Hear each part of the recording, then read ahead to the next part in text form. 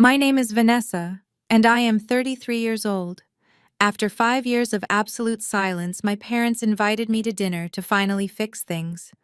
They said they wanted a quiet talk, just the three of us, to heal the wounds of the past. I showed up with an open heart, expecting apologies and a fresh start. Instead, I walked into a private dining room and found 13 extended family members already seated. Lobster shells littered the table. Wagyu steaks were half-eaten. 3 bottles of wine that cost $1,600 each sat completely empty. Then my father smirked at me and said, "You have got the bill right." I did not scream or cry. I simply motioned for the waiter, whispered 2 sentences into his ear, and watched his eyes widen in shock. 15 minutes later, my family learned a very hard lesson. Before I continue this story, let me know where you are watching from in the comments below. Hit like and subscribe if you have ever had to protect your peace from a toxic family. Growing up in our affluent suburban neighborhood, I learned very early that love was highly conditional. My parents, Richard and Patricia, valued status above everything else. My older brother, Cameron, was their golden child. He was 35 years old and could do no wrong in their eyes. He was the son who went to the right schools and said the right things. I was the scapegoat, the daughter who never quite fit their mold of perfection. 5 years ago, I walked away from their constant criticism and relentless manipulation.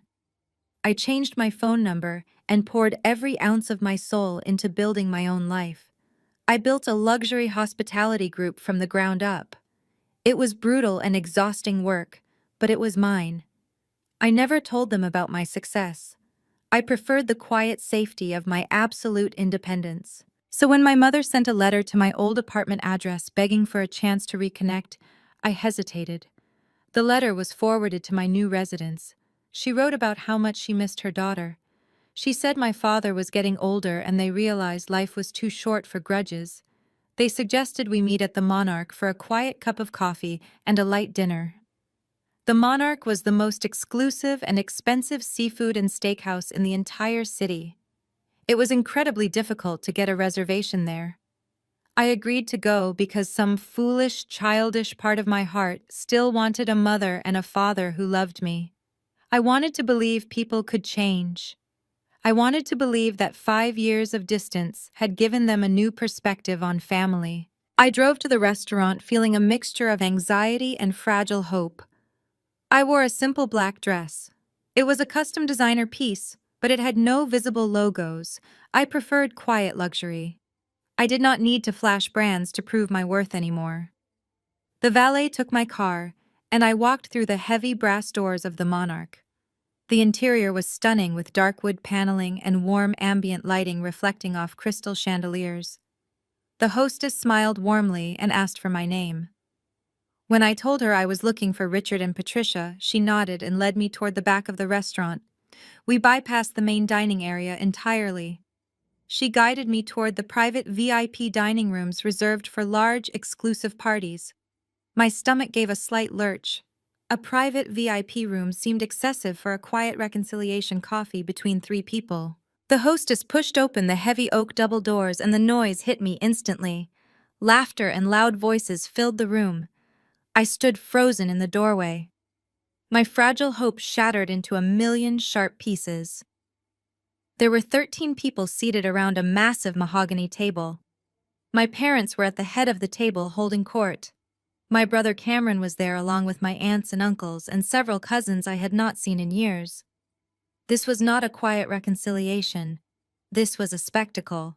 A trap hidden behind false promises. My mother Patricia spotted me first. Her eyes lit up not with maternal warmth, but with the calculating gleam of a predator. "Vanessa, darling," she called out loudly, ensuring the entire room stopped their conversations to look at me. "You finally made it. We were beginning to think you would not show up." I stepped into the room, my face carefully blank. I looked at my father, Richard, who gave me a dismissive nod before taking another sip of his dark red wine. There was no apology in his eyes. There was no remorse for the 5 years of silence. Cameron leaned back in his leather chair and looked me up and down. He wore an expensive-looking suit that I knew he probably could not afford. He always projected the image of a wealthy venture capitalist, but I knew he was struggling. "Well, look who decided to grace us with her presence," Cameron sneered. "That is a very plain dress, Vanessa. Are things still tight financially? I heard you were still running that little catering gig of yours. Is that paying the rent these days?" Several cousins chuckled. The heat of humiliation threatened to rise in my cheeks, but I forced it down. I had spent years dealing with elite board members and ruthless investors. My brother and his petty insults felt remarkably small in comparison. "I am doing just fine, Cameron," I replied, keeping my voice perfectly level. "It is interesting to see so many people here. I was told this would be a private meeting for just the three of us." My father waved his hand as if swatting away a fly. "Family is family, Vanessa. We decided to make a real celebration out of this. Take a seat and catch up. We have been having a wonderful time." I looked at the empty chair they had left for me at the very end of the table, far away from the center of conversation. It was the physical manifestation of my place in this family. I walked over and sat down, placing my clutch on my lap. Before I could even pour myself a glass of water, my mother, Patricia, started talking to her sister across the table. Her voice was deliberately loud. She wanted everyone to hear her. "It is just such a shame," Patricia sighed heavily. "I was just telling everyone about how much potential Vanessa had. She was enrolled in such a prestigious business program. She could have had a real career. But instead, she threw it all away to go flip burgers. It is honestly embarrassing for the family reputation." My aunt nodded sympathetically, casting a pitying glance in my direction. "I know, Patricia. It must be so hard for you to see Cameron doing so well in venture capital while Vanessa struggles in food service. But you are a good mother for checking in on her." I sat there listening to them rewrite my life story. I did not drop out to flip burgers. I left a rigid, toxic educational environment to start a culinary business that eventually grew into a massive hospitality empire. But they did not know that. They did not want to know that. They only wanted a narrative where Cameron was the ultimate success and I was the pitiful failure they could look down upon. It made them feel superior. It fed their bottomless egos. Cameron laughed loudly, drawing attention back to himself. "Do not be too hard on her, Mom. Someone has to cook the food for the people who actually run the world, right? Hey, Vanessa, if you ever need a job washing dishes, let me know. My firm is hosting a big investor dinner next week. We could probably use some extra help in the kitchen." The cruelty was so casual and so deeply ingrained in their dynamic. 5 years of silence had changed absolutely nothing. They were the exact same people who had driven me away. I took a slow, deep breath and let my eyes wander across the massive dining table. That was when the true magnitude of the situation began to dawn on me. I looked closely at the wreckage of their feast. This was not a normal family dinner. This was a display of aggressive gluttony. There were empty plates that had clearly held Wagyu tomahawk steaks. Those steaks cost hundreds of dollars each. There were towering silver structures holding the remnants of jumbo shrimp and cracked lobster claws and empty oyster shells. The seafood towers alone would have cost a fortune. But the most alarming detail sat right in the center of the table. 3 empty wine bottles. I recognized the label immediately because my hospitality group regularly purchased them for our high-end clients. It was a rare vintage Bordeaux. At a restaurant like the Monarch, those bottles were priced around $1,600 each. They had consumed 3 of them. I did mental math quickly. Between 13 people ordering the most expensive steaks, the colossal seafood towers, appetizers, side dishes, and nearly $5,000 in wine, the bill would be astronomical. I looked at my parents. They were smiling smugly. They looked completely unbothered by the cost of the feast they had just consumed. My gaze shifted back to my father. He was watching me with a calculated expression. He was waiting for something. And then I understood. The sudden invitation after 5 years of silence. The choice of the most expensive restaurant in the city.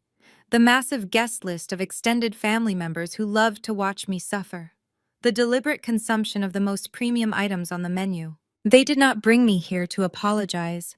They did not bring me here to rebuild our family. They brought me here for a specific twisted purpose. My stomach turned to ice as the realization fully formed in my mind. I was looking at thousands of dollars of consumed luxury, and I knew exactly why they had left that one empty chair waiting for me at the end of the table. Plates had barely been cleared from the massive mahogany table when the quiet waiter returned to our section of the private dining room. He moved with the polished, invisible grace expected at a high-end establishment, carrying a thick black leather booklet holding the financial damage of their incredibly indulgent feast. The room grew slightly quieter as he approached the head of the table, where my father sat like a king holding court. The waiter placed the booklet directly in front of my father, perfectly aligned with his crystal water glass. I watched my father look down at the leather cover. He did not bother to open it. He did not check the itemized list to ensure the rare bottles of wine or the multiple premium steaks were correctly charged. He did not reach for his wallet or pretend to search for a credit card. Instead, he just smirked. My father placed his manicured hand flat on top of the leather cover and pushed it forward with a sudden, aggressive burst of energy. The heavy booklet slid smoothly down the long, polished expanse of the dark mahogany table, making a quiet scraping sound that seemed to echo in the sudden stillness of the room. It stopped precisely in front of my empty plate. I stared down at the black leather. A small printed receipt peeked out from the edge of the binding. The bold black ink at the bottom of the premium paper was impossible to miss. $3,699. I let my eyes trace the numbers again, taking in the sheer audacity of the sum. It was an astronomical amount for a single casual dinner. It was a sum generated entirely by their reckless, uninhibited greed. They had gorged themselves without hesitation. That specific number, $3,699, felt like a physical blow designed to transport me back to my darkest days. It was an amount that would have completely bankrupted the younger 22-year-old version of myself they had driven away so mercilessly. I remembered sleeping on a terrible mattress in a freezing apartment, desperately counting pennies to buy cheap pasta because they had cut off my college funding. I remembered the crippling anxiety of wondering if I would have enough money to keep my electricity turned on during the harsh winter months. They knew exactly how much I had struggled when I first left their toxic household. They assumed I was still that same terrified broke girl scrambling to survive on minimum wage. They intentionally ran up a massive tab believing it would financially ruin me for months or force me into deep debt. I looked up from the staggering bill and met my father's angry, expectant gaze. His face held a self-satisfied, vicious smirk that I remembered vividly from my painful childhood. "Why are you giving this to me?" I asked, keeping my voice entirely neutral and devoid of the panic they were so desperately waiting to witness. My father slammed his hand flat on the table, causing the expensive crystal water glasses to vibrate violently. "You owe us for raising you, Vanessa," he announced, his voice booming loudly through the enclosed private dining room, ensuring every single person heard him clearly. "Consider this your back pay for being such a massive disappointment to this family. You have got the bill right." He leaned back in his luxurious leather chair, crossing his arms across his chest, like a judge who had just delivered a completely inescapable and flawless guilty verdict. The silence that followed his cruel declaration was utterly suffocating. Every relative sitting at the long table immediately stopped talking. All 13 pairs of eyes locked onto me simultaneously. I could feel the collective weight of their harsh judgment and sheer entitlement pressing down on my shoulders. This was their elaborate trap. This was the grand finale of their highly orchestrated evening of gluttony. They wanted to break me in front of a captive audience. They wanted to remind me that no matter how far I ran or how much time passed, I would always be the designated family scapegoat who owed them a fabricated debt I could never possibly repay. My mother, Patricia, adjusted her pearl necklace and looked at me with a deeply theatrical expression of feigned disappointment, silently commanding me to surrender to their demands and accept my designated role as their ultimate financial victim. If you cannot afford it, maybe you can go talk to the kitchen staff. My brother, Cameron, suddenly chimed in, breaking the heavy silence. He leaned back in his chair, adjusting the cuffs of his suit jacket and looking thoroughly amused by my orchestrated predicament. I am sure they desperately need someone to wash dishes in the back if your little credit card inevitably declines. They might even let you take home some of these leftover lobster shells for a nice soup. He let out a loud, obnoxious laugh that grated against my ears. Cameron had always loved playing the role of the wealthy, successful venture capitalist whenever he was around our extended family. He desperately needed everyone in the room to believe he was a massive financial success, while simultaneously ensuring they viewed me as an absolute pathetic failure who was completely beneath his elevated social status. A few of my younger cousins immediately snickered at Cameron's cruel, unprovoked joke, eager to align themselves with the golden child of the family. My aunt whispered something quietly to my mother, who nodded in solemn agreement, while throwing a deeply condescending glance in my direction. They were thoroughly enjoying this public execution. They were feasting on my engineered humiliation just as greedily and shamelessly as they had feasted on the premium seafood towers and the wildly expensive Wagyu steaks. The toxic family dynamic was on full vibrant display, illuminating exactly why I had cut off all contact with these terrible people 5 years ago. They fed off each other negative energy, reinforcing their shared delusion that they were fundamentally superior to me.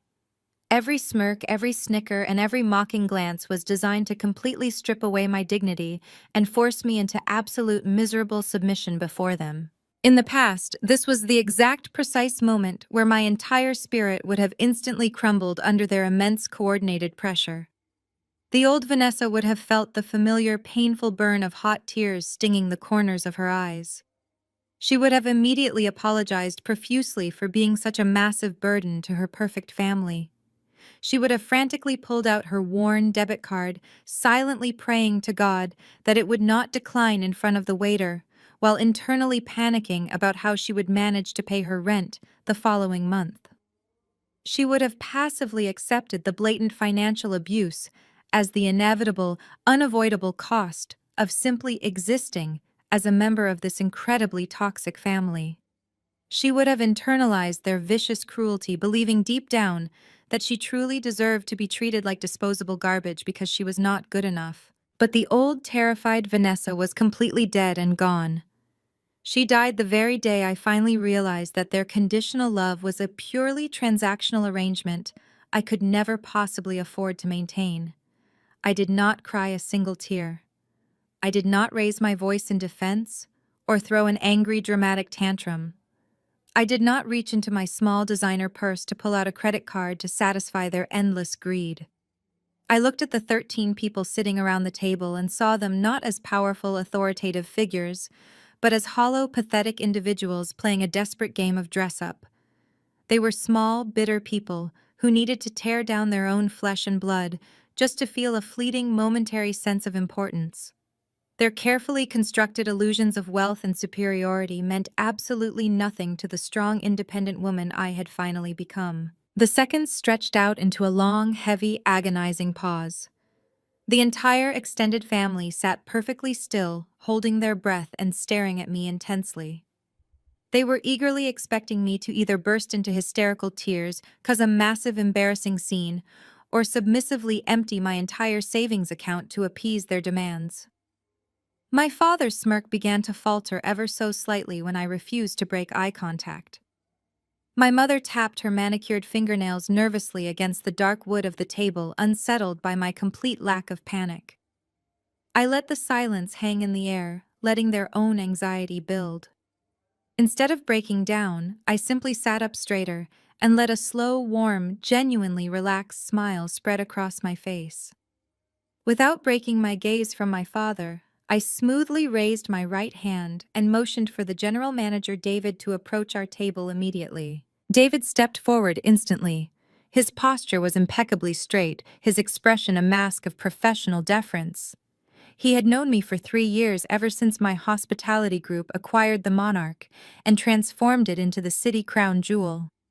He knew exactly who I was, but he also knew my strict policy regarding personal discretion during dining hours. He leaned down, placing his hands neatly behind his back, awaiting my instruction. My family watched this interaction with undisguised curiosity. My father puffed out his chest, assuming I was about to beg the manager for a payment plan or a humiliating discount. My mother leaned in closer, eager to witness my total financial surrender.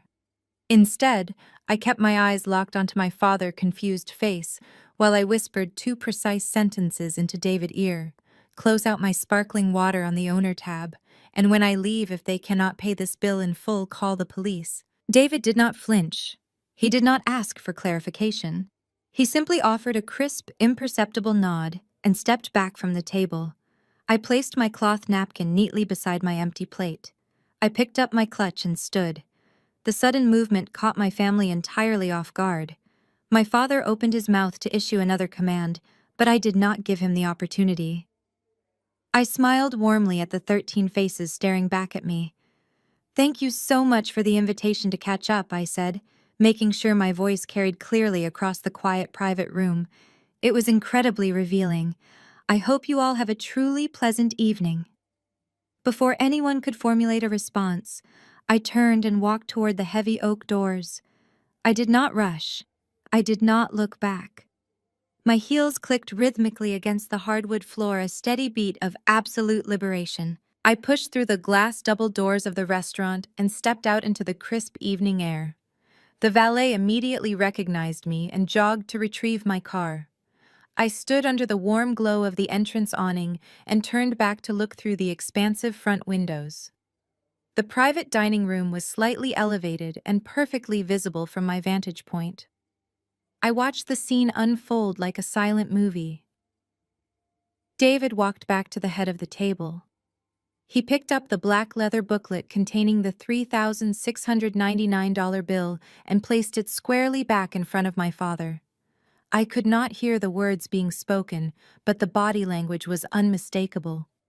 David was politely informing Richard that his daughter had departed and the balance remained entirely his responsibility. My father laughed. It was a big, hearty, theatrical laugh, designed to show the rest of the table that he was completely unbothered. He waved his hand dismissively and reached into the inside pocket of his tailored suit jacket. He pulled out a sleek silver metal platinum card. He dropped it onto the leather booklet with an arrogant flick of his wrist. David picked up the card and stepped over to the discreet payment terminal located near the corner of the private room. My father returned to his conversation, picking up his empty wine glass and gesturing grandly to my uncle across the table. A minute passed. Then David returned to the table. He placed the platinum card back down in front of my father. He leaned in and spoke. I watched my father's confident smile instantly vanish. The color drained from his face, leaving him looking pale and suddenly very old. He snatched the card from the table and stared at it as if it had personally betrayed him. The card had declined. My father frantically patted his pockets, searching for another card. He pulled out a standard blue debit card and shoved it toward David. David processed it. Declined again. The atmosphere at the table shifted drastically. The casual, wealthy facade my parents had spent the entire evening projecting was rapidly crumbling. My mother clutched her pearl necklace, her eyes darting nervously around the room to see if any of the other high society diners had noticed their predicament. Cameron jumped out of his seat. He puffed out his chest and pulled out his own wallet, acting the part of the savior venture capitalist. He slapped a gold card onto the table, giving my father a reassuring pat on the shoulder. He looked around the table with a smug expression, assuring everyone that he would handle this minor inconvenience. David took Cameron's card to the terminal. He returned moments later and shook his head. Declined. Cameron's face turned a violent shade of red. He began arguing with David, pointing aggressively at the terminal and then at his phone screen. I knew exactly why the cards were bouncing. Cameron's business was a hollow shell, and my father had likely overextended his own credit lines, trying to keep up appearances. David remained perfectly calm and professional, an immovable wall of hospitality standards. He pointed down at the bill, shaking his head firmly. The rest of the extended family finally realized the severity of the situation. Aunts and uncles began frantically checking their own wallets, whispering furiously to each other. Purses were dumped onto the mahogany table. Crumbled $20 bills and low-limit credit cards were pushed toward the center in a desperate, frantic pile, but none of them had the funds to cover a nearly $4,000 dinner. They had all come expecting a free ride, assuming my parents were wealthy enough to foot the bill, or that I would be bullied into paying it. Now they were trapped in a private dining room with no way out. I saw David pull a small radio from his belt and speak into it. He was following my instructions to the letter. He was calling the police. My car arrived at the curb. I thanked the valet, tipped him generously, and slid into the quiet sanctuary of the driver's seat. I pulled away from the Monarch, just as the flashing red and blue lights of a police cruiser turned onto the street, heading directly toward the restaurant entrance. The neon lights reflected brightly against the restaurant glass windows, illuminating the absolute chaos unfolding inside. I merged onto the highway, letting the smooth hum of the engine wash over me. For the first time in my life, my chest did not feel tight with anxiety after interacting with my family. I felt remarkably light. I felt entirely in control. 10 minutes into the drive, my phone connected to the car Bluetooth system. It began to vibrate continuously against the center console. The screen lit up with a rapid-fire barrage of text messages. The notifications flashed across my dashboard display in quick succession. Patricia, Mom, where are you? The restaurant is refusing to let us leave. Patricia. Mom, Vanessa, come back right now and pay this bill. Patricia, Mom. The police are here. How could you do this to us? I kept my eyes on the road and let the messages pile up. My aunt sent a frantic message demanding I return and take responsibility for my poor elderly parents. My father sent a string of furious demands, threatening to disown me again and ruin my life. I ignored them all. Then the text messages stopped, replaced by an audio notification. It was a voice note from Cameron. I tapped the screen to play the message through the car speakers. Cameron's voice blasted through the pristine audio system. He was not using his fake, sophisticated business tone. He was screaming, his voice raw with absolute panic and unrestrained rage. In the background, I could hear the distinct crackle of a police radio and the heavy slam of a metal door. "You are dead, Vanessa!" he shrieked, his voice breaking. "We got arrested! They literally put us in handcuffs for defrauding an innkeeper. Mom is crying in the back of a squad car because of you. Dad is calling his lawyers right now. He is going to sue you for everything you own. He is going to garnish your wages, you worthless cook. You are going to pay for this." The audio cut out with a sharp click. The silence returned to the interior of my car. I let out a soft, genuine laugh. Defrauding an innkeeper was a serious offense in this city, especially for a bill of that magnitude. They would be spending the night in a holding cell, stripped of their designer clothes and their inflated egos. My father's empty threats about lawyers and garnishing my wages meant absolutely nothing to me. He thought I was a vulnerable catering assistant making minimum wage. He had no idea he was declaring war against the chief executive officer of the very hospitality group that owned the restaurant that just had him arrested. They wanted to destroy me financially, but they had just walked blindly into their own spectacular ruin. The game had finally begun, and I held every single winning card. The morning sunlight filtered through the floor-to-ceiling windows of my penthouse apartment, casting long, elegant shadows across the hardwood floor. I woke up feeling more rested than I had in half a decade. I poured myself a cup of dark roast coffee and finally unlocked my phone, which I had set to silent the night before. The lock screen was a solid wall of angry red notifications. I had 72 missed calls, 48 voicemails, and over 100 text messages. My mother, Patricia, had apparently been very busy since the moment the precinct released her husband and golden child son. I sat at my kitchen island and tapped the first notification. It was a link to a local community Facebook group. The video loaded immediately. There was my mother sitting in the passenger seat of what looked like a rideshare vehicle. Her hair was deliberately disheveled. Her makeup was expertly smudged under her eyes to give the illusion that she had been weeping for hours. She looked directly into the camera lens with a masterful expression of absolute profound heartbreak. I wanted to share a warning with our wonderful community.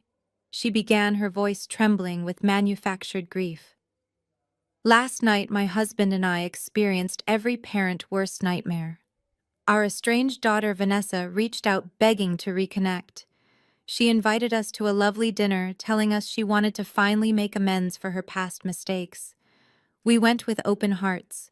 We even brought her brother Cameron, who just wanted his sister back. I took a slow sip of my coffee watching her perform. Patricia wiped away a fake tear and continued her tragic monologue. We sat down to eat, and she ordered the most expensive items on the menu. She told us she was celebrating a promotion at her little catering job. We were so proud of her. But then when the bill came, she excused herself to use the restroom. She never came back. She sneaked out the back door and left us completely stranded. My husband is a senior citizen with a heart condition. When he tried to explain the situation, the restaurant management was utterly ruthless. They called the police. My wonderful husband and my innocent son were brutalized. They were placed in handcuffs like common criminals and dragged away in front of everyone. We spent the entire night in a freezing holding cell, terrified and humiliated. Please beware of sociopathic behavior even from your own flesh and blood. The video had already amassed thousands of views and hundreds of outraged comments. The local suburban housewives who thrived on community drama were eating out of the palm of her hand. They were calling me a monster, a scam artist, and a disgrace to my family. But the public comments were nothing compared to the private voicemails left by my extended family. I pressed play on the first voicemail. It was my aunt complaining loudly about how I had irreparably damaged the family reputation. "You are a disgusting little girl," my aunt spat into the receiver. "Your mother is inconsolable. Your father's blood pressure is through the roof. You are going to pay them back for the bail money, and you are going to post a public apology immediately." The next voicemail was from a cousin I had not spoken to since high school. "Who do you think you are doing that to, Uncle Richard? Cameron missed an important morning meeting because he was sitting in jail. You are going to wire them $50,000 for emotional distress, or we are all going to court to testify against you." Message after message followed the exact same aggressive script. They demanded immediate apologies. They demanded substantial financial restitution for the bail money Patricia had to scrape together. They demanded I beg for forgiveness on my knees. They were operating under the fundamental delusion that I still cared about their toxic social circle. They truly believed their collective anger would somehow intimidate me into submission. I deleted every single voicemail without a second thought. I did not feel a single ounce of guilt or panic. I felt nothing but a cold, calculating sense of validation. The smear campaign was exactly the kind of unhinged retaliatory tactic I expected from Patricia. She needed to control the narrative because the reality of her husband and son being arrested for credit card fraud was too deeply humiliating to accept. She needed to make me the villain to preserve her carefully curated status among her superficial friends. I finished my coffee, rinsed the mug, and walked into my expansive walk-in closet to select my armor for the day. I chose a perfectly tailored charcoal gray power suit paired with a crisp white silk blouse and black stiletto heels. I accessorized with a subtle diamond pendant and a minimalist luxury watch. I looked exactly like the executive I was. I left my penthouse and took the private elevator down to the secure parking garage. My driver was waiting next to my black town car, holding the rear door open for me. I slid into the plush leather seat and opened my laptop to begin reviewing the daily financial reports for my hospitality group. The chaos of my family felt a million miles away. My corporate headquarters occupied the top 3 floors of a sleek glass skyscraper in the center of the downtown financial district. The building was a fortress of modern design and impenetrable security. As my car pulled up to the private executive entrance, the building security guards immediately cleared a path. I walked through the sliding glass doors and stepped into the expansive marble lobby. The atmosphere here was entirely different from the chaotic, messy world my family inhabited. Here everything was orderly, professional, and highly controlled. Here I was not the disappointing daughter or the worthless cook. I was the chief executive officer. I swiped my security badge at the private executive turnstile and stepped into the express elevator that went directly to the top floor. The elevator doors opened to reveal the reception area of my corporate suite. The walls were adorned with modern art, and the floor-to-ceiling windows offered a panoramic view of the entire city skyline. This was my sanctuary. This was the empire I had built entirely on my own, while my family spent 5 years mocking my existence and predicting my inevitable failure. They thought I was barely surviving in a small administrative cubicle somewhere. They had absolutely no concept of the magnitude of my actual reality. I walked past the reception desk and gave a warm smile to my executive assistant, Megan. She was a brilliant, highly efficient woman who managed my schedule with absolute precision. She stood up immediately as I approached her desk, holding a sleek silver tablet tightly against her chest. "Good morning, Vanessa," Megan said. Her tone was strictly professional, but I could see a faint trace of underlying tension in her posture. "We have a rather urgent situation developing downstairs in the main public lobby." I paused, setting my leather briefcase down on the edge of her desk. "What kind of situation, Megan?" Megan tapped the screen of her tablet and brought up the live feed from the building security cameras. "Two men entered the main lobby about 10 minutes ago," she explained, keeping her voice low and steady. "They bypassed the visitor registration desk and attempted to force their way through the security turnstiles. When the guards stopped them, they became extremely hostile and belligerent. They are currently shouting at the lobby staff and causing a significant public disturbance." I looked down at the high-definition video feed playing on the tablet screen. Even without audio, the aggressive, erratic body language was unmistakable. It was my father Richard and my golden child, brother Cameron. They looked absolutely terrible. Their clothes were wrinkled and disheveled, clearly the same suits they had worn to the restaurant the night before.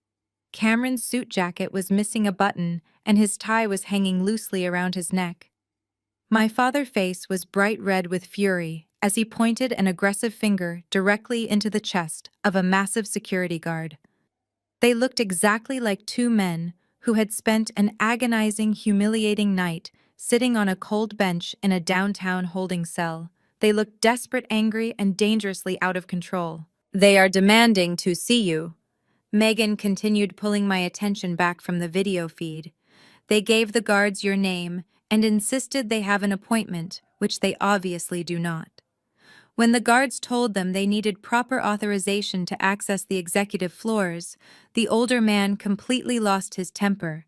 He started shouting that he is your father and that he is going to make sure you are fired by the end of the day. He is currently threatening to drag the building management into a massive lawsuit if they do not let him upstairs immediately. The younger man is threatening to call the corporate board of directors to report you for criminal behavior." I stared at the tablet screen, watching my father pace back and forth across the marble lobby like a caged, furious animal. They had actually tracked me down to the corporate address associated with my business filings. They had marched into a multi-million-dollar commercial skyscraper, fully intending to bully a low-level manager into submitting to their demands. They truly believed they held the power to destroy my career by throwing a loud, embarrassing tantrum in the middle of a corporate lobby.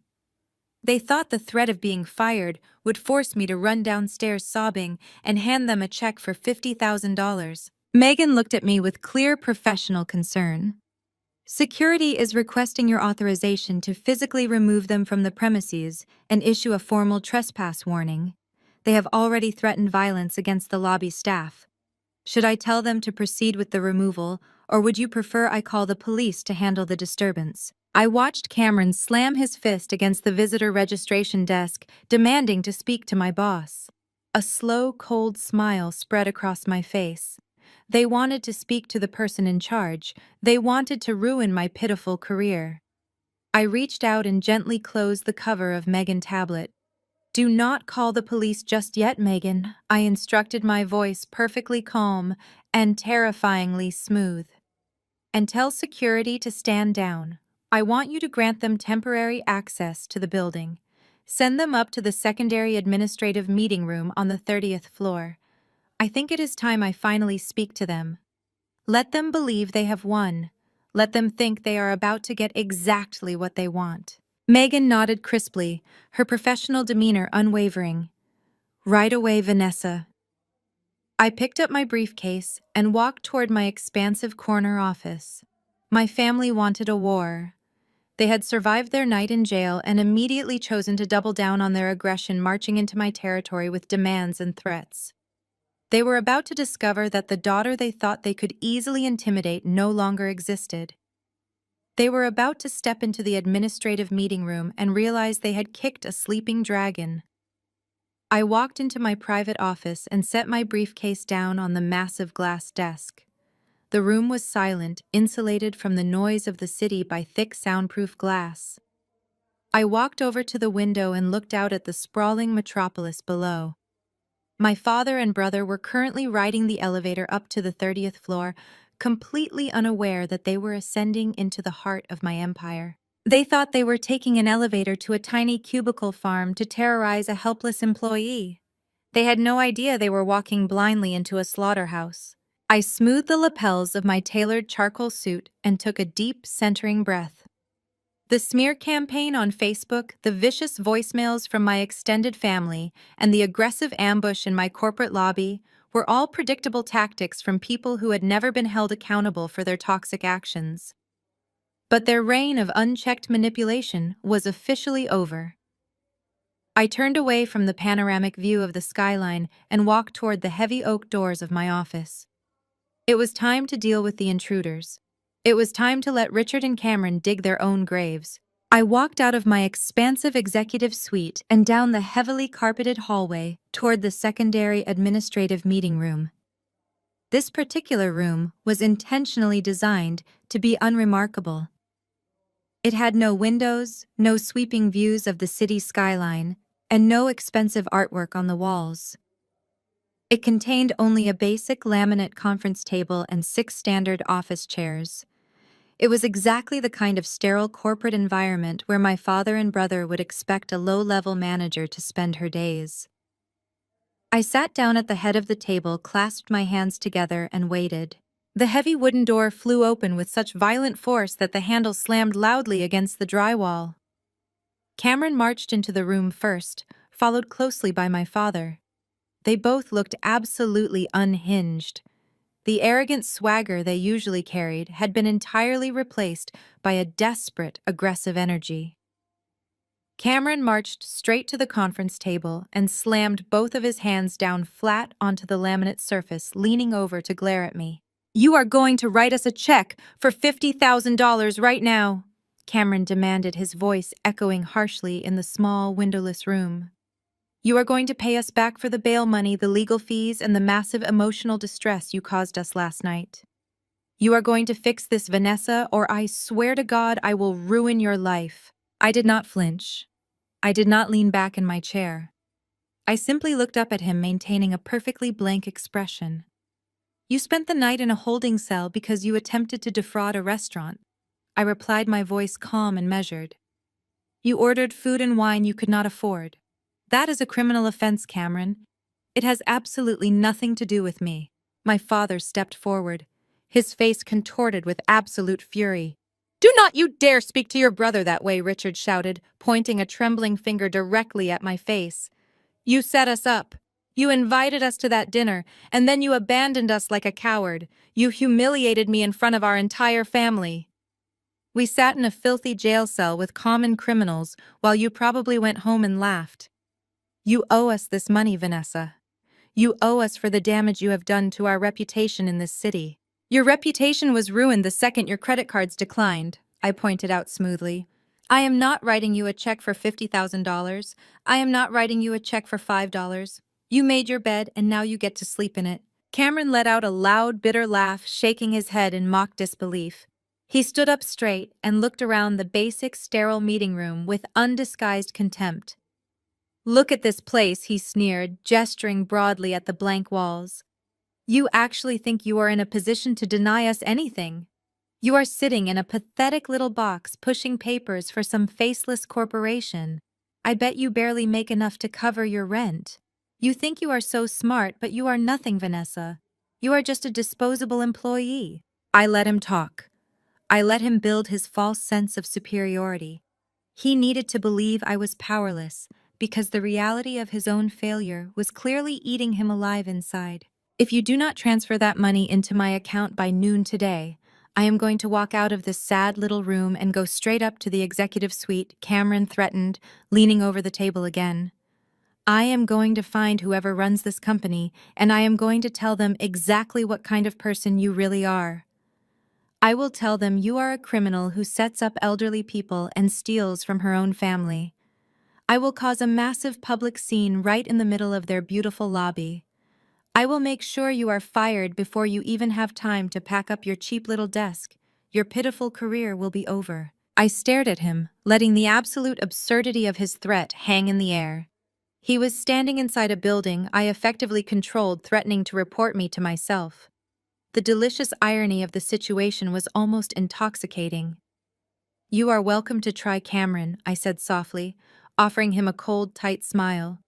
But I highly doubt anyone in the executive suite will care about the delusional ramblings of a man currently facing criminal charges for credit card fraud. My father lost whatever small shred of self-control he had left.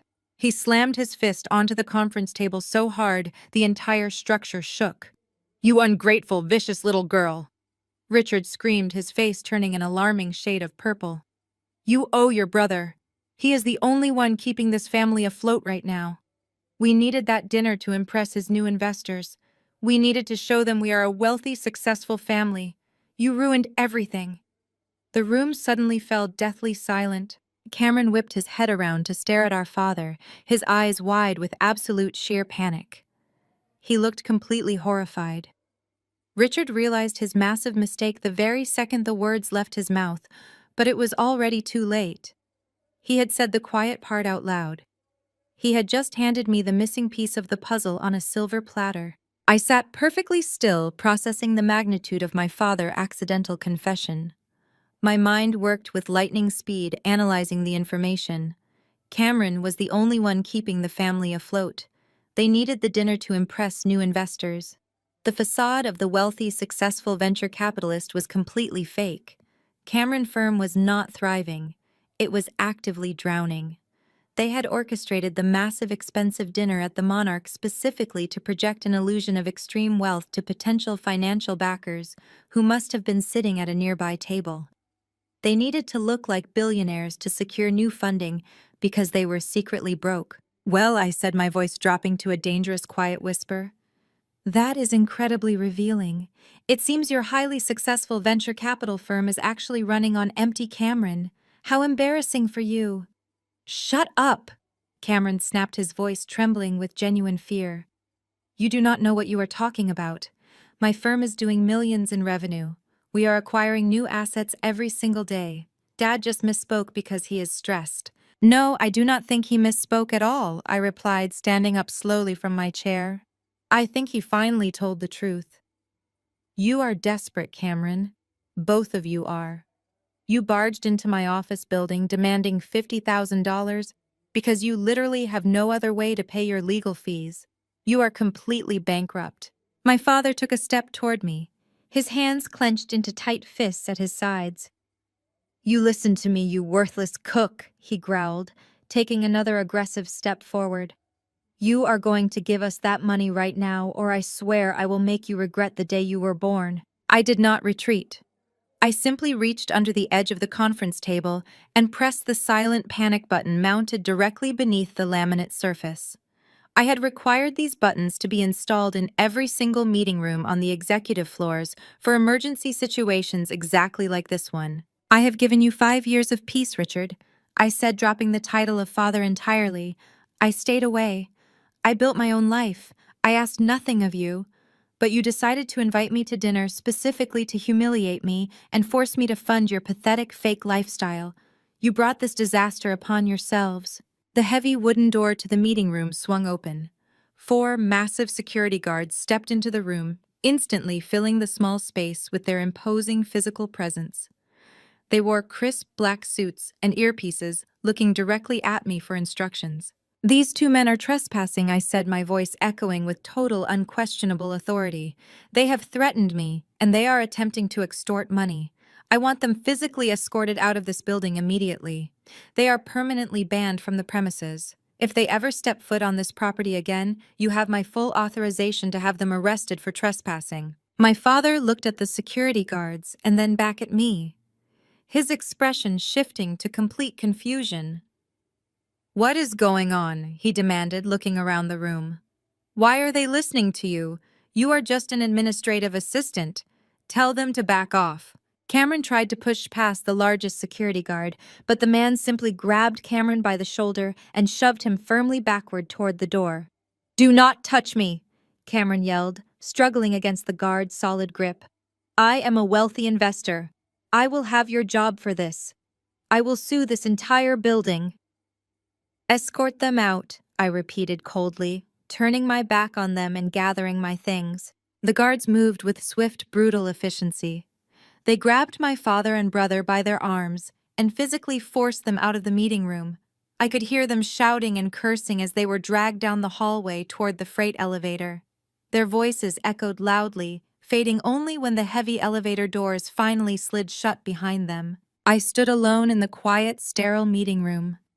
The aggressive, chaotic energy they had brought with them slowly dissipated, leaving behind a cold, sharp sense of absolute clarity. I walked out of the room and headed back down the hallway toward my private corner office. I bypassed Megan's desk, giving her a brief, reassuring nod, and stepped into my sanctuary, closing the heavy oak doors securely behind me. I walked over to my desk and sat down in my plush leather executive chair. The silence of the room wrapped around me, but my mind was racing with terrifying speed. Richard's careless words repeated over and over in my head like a warning siren. "He is the only one keeping this family afloat. We needed that dinner to impress new investors."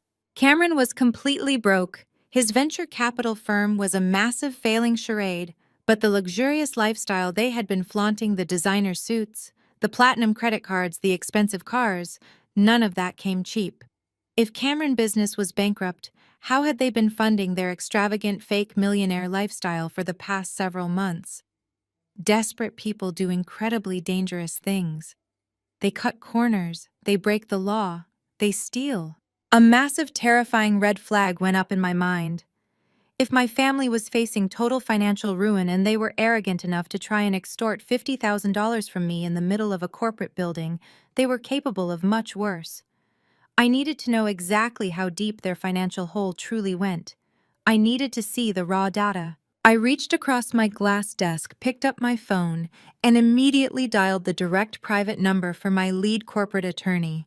He answered on the second ring. "We have a major problem," I said, skipping the pleasantries entirely. "My brother venture capital firm is secretly bankrupt, but he is still spending money like a millionaire. I need you to run a deep, extensive background check on his business and my father's personal finances. Dig into everything. Uncover their debts, their loans, and their hidden assets. I need to know exactly how they are surviving right now because they just tried to extort me for $50,000. I hung up the phone and looked out at the sprawling city skyline below. The war had officially escalated, and I was not going to wait for their next attack. I was going to unearth every single secret they had left. I stared at the document resting on the polished surface of my desk. The numbers, printed in stark black ink, blurred slightly as my brain struggled to process the magnitude of the betrayal. $500,000. $500,000 tied directly to my name, my social security number, and my pristine credit history. The room, which just moments ago had felt like an impenetrable fortress of my own making, suddenly felt suffocatingly small. My lead corporate attorney Marcus sat across from me, his usually impassive face etched with deep professional concern. "This is a commercial loan document," Marcus explained, his voice calm but tight with underlying tension. "It was executed exactly 90 days ago." The primary borrower is listed as Cameron Venture Capital Firm, but the secondary guarantor, the CO signer, holding ultimate financial liability if the business defaults, is listed as you, Vanessa. I reached out and picked up the heavy stack of paper. The signature on the bottom line was a masterful forgery. It mimicked the distinctive loops and angles of my handwriting almost perfectly, but I knew with absolute certainty that my hand had never touched this document. I had not spoken to my brother in 5 years. I did not even know the name of his fake venture capital firm until last night. How is this even possible? I asked, my voice dangerously quiet. I have fraud alerts on all my personal accounts. My credit is locked down tighter than a bank vault because of my corporate acquisitions. How did they manage to secure a commercial loan of this size without tripping a single security alarm? Marcus pulled a secondary file from his leather briefcase and opened it. That is where this situation elevates from simple identity theft to highly sophisticated wire fraud, he said, pointing to a specific highlighted paragraph. They did not just forge your signature, Vanessa. They created a deeply elaborate financial illusion. According to the metadata we pulled from the bank digital portal, the loan application was submitted from an IP address registered to your father home network. They used your childhood banking details, the original account your parents set up for you when you were a teenager, which you never officially closed out. They linked that dormant account to the loan application to verify your identity and bypass the initial credit checks. The sheer calculation involved in their scheme was breathtaking. They had not just acted out of sudden panic. They had carefully, methodically planned to steal my identity and anchor their sinking ship to my financial stability. They used the information they had hoarded from my childhood to systematically bypass modern security protocols. My father, the man who loved to preach about family loyalty and honor, had actively colluded with my golden child brother to commit federal fraud. The bank is currently showing the loan as 90 days past due. Marcus continued, leaning forward and clasping his hands together. Cameron Firm has not made a single payment since the funds were disbursed. The bank is preparing to initiate aggressive collection protocols. If this loan defaults, they will not go after Cameron Bankrupt Shell Company. They will come directly after you, Vanessa. They will attempt to seize your personal assets, freeze your corporate accounts, and potentially place a lien against your hospitality group. The sudden extortion attempt in my office lobby suddenly made perfect, terrifying sense. They did not just want $50,000 to cover their legal fees from the restaurant arrest. They needed that exact amount to cover the 90-day past due balance on the fraudulent commercial loan. They were desperately trying to steal from me to pay off the bank they had already defrauded using my name. They were attempting to force me to finance the cover-up of their own massive crime. I placed the forged loan document back onto the glass desk and took a slow, deliberate breath. The initial shock was rapidly fading, replaced by a cold, calculating rage that burned brighter than anything I had ever experienced. They wanted to play a high-stakes game of financial warfare. They had assumed I would panic cry and quietly pay the debt to avoid a messy public family scandal. They vastly underestimated the woman sitting across from them. "What are our immediate legal options?" I asked, locking eyes with Marcus. "We have a few paths," Marcus replied immediately, shifting into crisis management mode. "The standard procedure is to immediately file a police report for identity theft and wire fraud. We contact the bank providing sworn affidavits that you did not authorize this loan. We initiate a massive federal investigation. However, if we trigger a federal fraud investigation right now, the ensuing media circus could be incredibly damaging. Your hospitality group is currently finalizing the acquisition of 3 major international properties. If the financial press catches wind that the CEO is embroiled in a $500,000 fraud scandal, even as a victim, it could spook the investors and derail the entire acquisition." My family was relying on that exact vulnerability. They knew my public reputation was my most valuable asset. They were banking on my silence. They assumed I would simply eat the loss and pay off the loan to protect my corporate empire from bad publicity. "I am not paying a single cent of this fraudulent debt," I stated, my voice hard as steel. "And I am not letting them drag my company into a media circus. We need a strategy that neutralizes the threat completely without exposing my hospitality group to collateral damage. Marcus nodded slowly, a small grim smile touching the corners of his mouth. I agree. The best defense is a devastating offense. We need to gather undeniable, irrefutable proof of their fraud before we go to the authorities. We need to trap them in a lie so massive they cannot possibly spin their way out of it.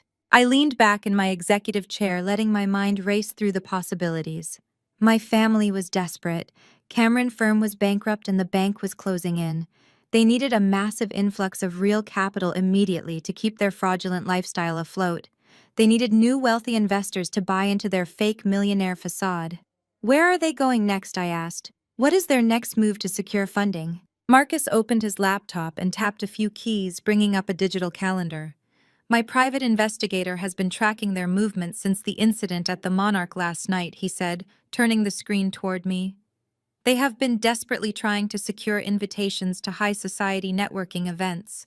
According to our sources, they just managed to bribe a mid-level promoter to get their names added to the VIP guest list for a major event this Saturday night. I leaned forward, reading the details on the screen. It was the highly anticipated VIP grand opening of Aura, the city's newest and most exclusive luxury resort and restaurant. It was an event designed specifically to attract billionaires, elite investors, and city socialites. It was the perfect hunting ground for two desperate men trying to pitch a fake venture capital firm to unsuspecting wealthy targets. A slow, chilling smile spread across my face as I read the name of the venue. Aura was not just a luxury resort. It was the crown jewel of my current expansion project. My hospitality group owned the entire property. The VIP grand opening was an event I had personally orchestrated down to the smallest detail. My father and brother had just bribed their way into a building I completely controlled. They are walking right into my trap, I said softly, feeling a surge of absolute predatory satisfaction. They think they are going to Ur to secure funding and save their fraudulent empire. They have no idea who actually owns the venue. Marcus raised an eyebrow, catching on to my line of thinking immediately. You are hosting the grand opening, he asked. I am the mysterious founder and CEO the press has been buzzing about, I confirmed. I have deliberately kept my name out of the promotional materials to build anticipation for the reveal. My family is going to walk into that ballroom expecting to mingle with billionaires. Instead, they are going to come face to face with the daughter they just tried to destroy. We have 3 days until the event, Marcus noted, closing his laptop. What do you want to do about the fraudulent loan in the meantime? Nothing, I instructed firmly. Maintain absolute radio silence. Do not contact the bank. Do not respond to my mother's smear campaign on Facebook. Do not block their phone numbers, but do not answer their calls. Let them sit in the dark and panic. Let them believe their extortion attempt failed, and their only hope is securing new investors at the Aura grand opening. Marcus nodded, taking detailed notes. I will coordinate with a private investigator. We need to secure the original IP logs from the bank loan application and definitively trace the flow of the $500,000. I want to know exactly which offshore accounts Cameron moved that money into. I want everything documented perfectly, Marcus, I said, standing up from my desk. When I drop the hammer on Saturday night, I want it to be a fatal blow. I want the federal subpoenas drafted, printed, and ready to be served on a silver platter. They want to play the part of wealthy, successful businessmen in front of the city elite. I'm going to give them the grandest stage possible for their complete and total public destruction. I walked over to the floor-to-ceiling window and looked out at the city below. The war had escalated beyond petty family squabbles and nasty voicemails. My family had crossed a line that could not be uncrossed. They had committed a massive federal crime using my name, and they had done it with the arrogant assumption that I would quietly clean up their mess. They were about to learn that the woman they abandoned 5 years ago was no longer a victim. She was the architect of their absolute ruin. The moment Marcus walked out of my executive office, I initiated a complete and total communication blackout. I did not block my family phone numbers or their social media accounts. Blocking them would signal that their harassment was actively affecting me. It would show them that I was retreating. I wanted them to know that I was receiving every single one of their messages and actively choosing to ignore them. I placed my personal cell phone face up on the pristine glass surface of my desk and watched as the notifications poured in like a digital avalanche. The strategy of absolute silence was the most potent psychological weapon I possessed. My family had spent my entire life conditioning me to respond to their anger with immediate frantic apologies. They operated on a strict dynamic of action and reaction. They threw a tantrum and I was supposed to scramble to appease them. By refusing to play my assigned role, I was completely dismantling their reality. My mother, Patricia, escalated her public smear campaign almost immediately when I did not respond to her initial demands for $50,000. She took to her suburban community Facebook groups with a renewed sense of vicious determination. The carefully curated image of the heartbroken mother quickly morphed into the aggressive stance of a victimized elder. She posted lengthy, fabricated stories about how I had allegedly stolen money from her purse when I was a teenager, attempting to establish a lifelong pattern of criminal behavior to justify my supposed dine and dash at the monarch. She tagged her sisters and local church members, rallying an army of bored housewives to leave scathing reviews on random catering business pages she incorrectly assumed I owned. I sat in my luxurious penthouse suite sipping vintage tea and calmly reading every single comment. It was fascinating to watch her spin completely out of control. Her posts became increasingly erratic and desperate as the hours ticked by without a single word of rebuttal from me. My father and brother took a much darker and more aggressive approach. Richard sent a barrage of text messages that shifted wildly in tone. At first, they were commanding and authoritative, demanding, "I call him back this instant to resolve the situation like an adult." When I did not reply, the texts became vicious threats about ruining my reputation and sending his high-powered lawyers to crush me. By the second day of total silence, a creeping paranoia began to bleed into his messages. He demanded to know who I was speaking to and what I was planning. He hated the silence. It stripped him of his perceived power. Cameron was even worse. He left furious voicemails that I transcribed using an automated software program just to keep a clean legal record. He screamed into the receiver, calling me every derogatory name imaginable, warning me that I had no idea who I was messing with. But beneath the bluster, I could hear the unmistakable tremor of sheer panic in his voice. They were drowning in the quiet void I had created. While they wasted their energy screaming into the void, I was quietly assembling an elite strike force of legal and financial experts. Marcus brought in a top-tier forensic accountant named David, and a ruthless private investigator named Cole, who specialized in unraveling complex corporate fraud. I gave them unlimited resources and absolute clearance to tear my family financial history down to the bare studs. We transformed my secondary corporate boardroom into a secure war room. For 3 solid days, David and Cole worked around the clock tracking the digital footprints my arrogant brother had carelessly left behind. Cameron thought he was a criminal mastermind, but he had executed his scheme with the sloppy overconfidence of a man who believed he would never be caught. The forensic analysis of the $500,000 commercial loan was completely devastating. David traced the initial application directly to the IP address of the router, sitting in my parents' suburban living room. Cameron had not even bothered to use a secure network or a virtual private network to mask his location. He had simply sat on his childhood bed, logged onto my father's wireless network, and committed federal wire fraud. David also pulled the digital signature logs and matched the timestamps to a period when I could definitively prove I was leading a board meeting in another state, surrounded by 30 corporate witnesses. The forgery was entirely undeniable, but the most damning evidence came from tracking the actual movement of the stolen funds. Cole, the private investigator, used his extensive network of financial contacts to follow the money trail after the bank disbursed the $500,000 into Cameron's business account. The money did not stay in the venture capital firm for more than 48 hours. Cameron immediately began funneling the capital through a series of poorly constructed domestic shell companies. He was attempting to wash the funds to make them look like legitimate investment returns. Cole walked into the war room on the evening of the third day and dropped a thick, heavy physical dossier directly onto the conference table. The loud thud echoed in the quiet room, signaling the end of the investigation and the beginning of my retribution.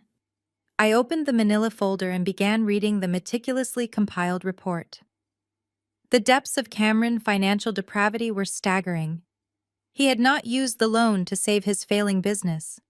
He had transferred nearly $300,000 into hidden offshore accounts located in the Cayman Islands to protect the cash from his rapidly accumulating domestic creditors. The remaining $200,000 had been systematically drained to fund the illusion of his massive wealth. Cole provided bank statements and photographic evidence detailing exactly how my brother had been spending the stolen money. He used my name and my credit to lease a fleet of luxury sports cars. He paid for his wife's expensive country club memberships. He bought the tailored designer suits he wore to the Monarch to mock my modest dress. He even used the fraudulent funds to pay the retainer for the high-priced defense attorney who had bailed him out of jail after the restaurant incident. My brother was literally using the money he stole from me to fund his legal defense against the crimes he committed while trying to extort me. The sheer audacity of his actions was almost difficult to comprehend. "We have everything we need to bury them under the federal penitentiary," Marcus said, reviewing the final pages of the dossier. "The evidence of wire fraud, identity theft, and money laundering is absolutely airtight. The bank will immediately initiate criminal proceedings the second we hand this over to their fraud department. We can pull the trigger right now, Vanessa." I closed the dossier and rested my hands flat on top of the smooth cardboard cover. The urge to end it immediately was incredibly strong, but I needed this to be completely absolute. I needed to ensure they could never spin this narrative to make themselves look like the victims of a cruel misunderstanding. If I simply handed the file to the police, they would claim I was a vindictive daughter ruining a simple family business error. I needed a public stage. I needed them to corner themselves so thoroughly that no amount of public relations spin could ever save them. "What is their current status?" I asked, turning my attention to Cole. "How are they reacting to the silence and the impending default on the loan?" Cole pulled a secondary file from his jacket pocket. "They are in full-blown panic mode," he reported, his voice low and professional. "The bank sent a final notice of default to Cameron business address yesterday morning. They have 72 hours to produce a massive capital injection, or the bank seizes the assets and discovers the offshore transfers. Richard and Cameron have spent the last 48 hours aggressively cold-calling every wealthy contact in their phone books, begging for bridge loans and investment meetings.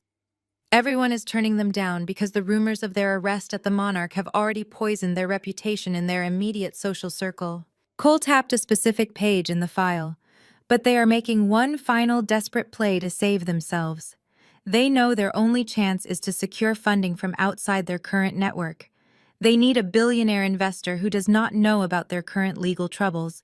They have spent the last 24 hours calling in every favor and heavily bribing a mid-level event promoter to secure 2 VIP invitations to the biggest networking event of the year." I felt a sharp, cold thrill run down my spine as I anticipated his next words. "What event?" I asked, though I already knew the answer. "The grand opening of the Aura Luxury Resort and Restaurant," Cole confirmed. "It is scheduled for this Saturday night.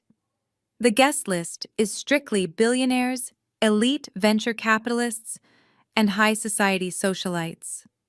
Cameron and Richard believe if they can just get into that ballroom, they can charm a wealthy investor into backing their fake firm and cover the stolen loan money before the bank completely collapses their house of cards. They are betting their entire freedom on this one single event." I let out a slow, genuine laugh that startled both Marcus and Cole. The absolute perfection of the situation was almost poetic. They were actively bribing their way into a building I completely owned and operated. They were planning to walk into my territory to pitch their fraudulent business to my personal colleagues and my trusted board of investors. They were desperately swimming toward a life raft that was actually a heavily armed battleship waiting to blow them out of the water. Do not interfere with their invitations. I ordered, my voice ringing with absolute finality. Let the promoter clear their names for the guest list. I want them to walk through those front doors on Saturday night, believing they have finally won. I want them to put on their stolen designer suits and drink expensive champagne. Let them bask in the illusion of their own brilliance for one final hour. I picked up the heavy dossier and locked it inside my personal briefcase. The strategic silence had worked perfectly. It had driven them straight into the trap of their own overwhelming hubris. They thought they were hunting for a wealthy savior to fix their massive mistakes. They had absolutely no idea they were marching directly into an execution completely designed and orchestrated by the daughter they had discarded. The city was absolutely buzzing with intense electric energy regarding the highly exclusive grand opening of Aura. This spectacular venue was not just another standard high-end restaurant. It was a sprawling, luxurious, ultra-modern resort built directly into the steep waterfront cliffs. The sheer glass walls flawlessly reflected the dark, crashing ocean waves below. The infinity pools appeared to magically drop off the edge of the world. For over 6 months, the local media had been heavily speculating about this breathtaking architectural triumph. The absolute secrecy surrounding the identity of the primary investor only further fueled the public obsession. The elite guest list was a tightly guarded fortress. No amount of standard wealth could buy a ticket into the grand ballroom tonight. You had to be personally invited by the highest executive board. My father and my brother, however, were entirely driven by the raw, unhinged desperation of cornered animals. They had spent the last 48 hours quietly liquidating the very last remnants of my mother's personal jewelry collection, just to scrape together enough liquid cash for a substantial bribe. My private investigator intercepted the communication logs, showing exactly how they managed to execute this pathetic, desperate scheme. Richard and Cameron had successfully found a mid-level events promoter who possessed limited access to the secondary guest registry. They secretly transferred $20,000 to this promoter simply to get their names added to the digital entry system. It was a pathetic, reckless gamble. They were literally spending the final pennies they had to their name just to step foot inside my building. From the secure command center located on the top floor of the Aura Resort, I comfortably watched their highly anticipated arrival on a massive bank of glowing high-definition security monitors displaying the front entrance. The camera feeds provided a crystal-clear view of the bustling valet stand and the grand main entrance. A sleek, rented black luxury sedan slowly pulled up to the illuminated curb. My father and brother confidently stepped out of the vehicle, adjusting their dark ties with practiced, arrogant swaggers. They were wearing extremely expensive designer tuxedos. The sharp cut of the Italian fabric and the subtle sheen of the dark silk lapels screamed immense wealth. But because I intimately knew their actual terrifying financial reality, I easily recognized the tiny paper barcode tags hastily tucked inside their starched white collars. The suits were cheap hourly rentals. They were wearing borrowed fragile armor to a sophisticated battlefield they fundamentally did not understand. As they approached the main glass entrance, their inherent toxic entitlement was immediately placed on full public display. A seasoned hospitality director politely asked them to present their digital invitations and physical identification. My father visibly bristled at the standard request. He puffed out his chest and spoke down to the dedicated staff member, gesturing aggressively with his hands. I watched him tap his expensive-looking fake watch, clearly implying that his precious time was far too valuable today. Cameron mirrored his aggressive, hostile posture, attempting to deeply intimidate the front door staff by loudly name-dropping several prominent local politicians he falsely claimed to know. They treated my highly trained staff like absolute disposable garbage, asserting a fake, fragile dominance to violently mask their underlying creeping panic. The hospitality director, maintaining perfect, flawless professional composure, quietly scanned their purchased credentials and allowed them to pass through the heavy velvet ropes. The moment they stepped into the massive grand ballroom, the hidden security cameras captured their physical reaction. The sheer magnificent scale and absolute breathtaking opulence completely stunned them. The ceiling was a stunning canopy of cascading crystal light fixtures that perfectly mimicked the glowing midnight stars. The expansive floor was cut from imported flawless black marble. Waiters in immaculate white uniforms circulated smoothly through the dense crowd, carrying heavy silver trays loaded with premium vintage champagne and exquisite culinary creations. The room was packed tightly with the most powerful, influential individuals in the entire state. Tech billionaires, elite real estate developers, and massive hedge fund managers stood in small, intimate circles holding quiet, powerful conversations that directly dictated the financial future of the surrounding regional economy here tonight. Richard and Cameron quickly snapped out of their momentary awe. They exchanged a fast, dark look of hungry, desperate determination. This was their absolute final chance to secure a massive influx of capital to prevent the ruthless federal bank from seizing Cameron's completely fraudulent business today. They grabbed two tall flutes of champagne from a passing waiter and immediately dove recklessly into the elite crowd. They targeted a small group of older established investors standing near the massive ice sculpture in the exact center of the room. I watched intently through the camera feed as Cameron interrupted their private conversation. He utilized his practiced, charming, charismatic smile, aggressively shaking hands and frantically passing out his premium heavy cardstock business cards. I quickly switched the secure audio feed to the hidden directional microphones positioned around the ballroom. Cameron's voice filtered clearly through the speakers in my command center, loud and dripping with false, obnoxious confidence. Our private venture capital firm is currently managing over $50 million in active liquid assets. He lied smoothly, leaning forward toward a prominent real estate mogul. We are currently looking to widely diversify our massive portfolio with some highly exclusive local commercial partnerships here today. We have a massive amount of liquid capital ready to deploy for the right unique opportunity. The older investors exchanged polite but extremely skeptical glances. True immense wealth in these exclusive circles was always quiet and highly unassuming. Cameron, aggressive, loud pitching reeked of absolute transparent desperation. He was blatantly violating every single unspoken rule of high society elite networking. My father stepped in, attempting to falsely validate Cameron's completely ridiculous claims. My son has the best financial instincts in the entire global industry, Richard boasted, clapping Cameron proudly and aggressively on the back while sipping his premium champagne flute. We just closed a massive tech acquisition last week. The quarterly returns are completely astronomical. We simply have too much capital sitting idle right now. The wealthy investors offered polite, non-committal nods and quickly found convenient excuses to walk away from the aggressive, desperate duo. Richard and Cameron did not let the subtle social rejection deter them. They immediately pivoted sharply and locked onto a brand new wealthy target. For the next exhausting hour, they aggressively stalked the perimeter of the grand ballroom, cornering anyone wearing an expensive luxury watch. They pitched their fake multi-million-dollar success story relentlessly. Their forced smiles grew increasingly rigid and frantic with each polite, quiet rejection. The sheer desperation was practically radiating from their sweating pores. They needed a massive check written tonight.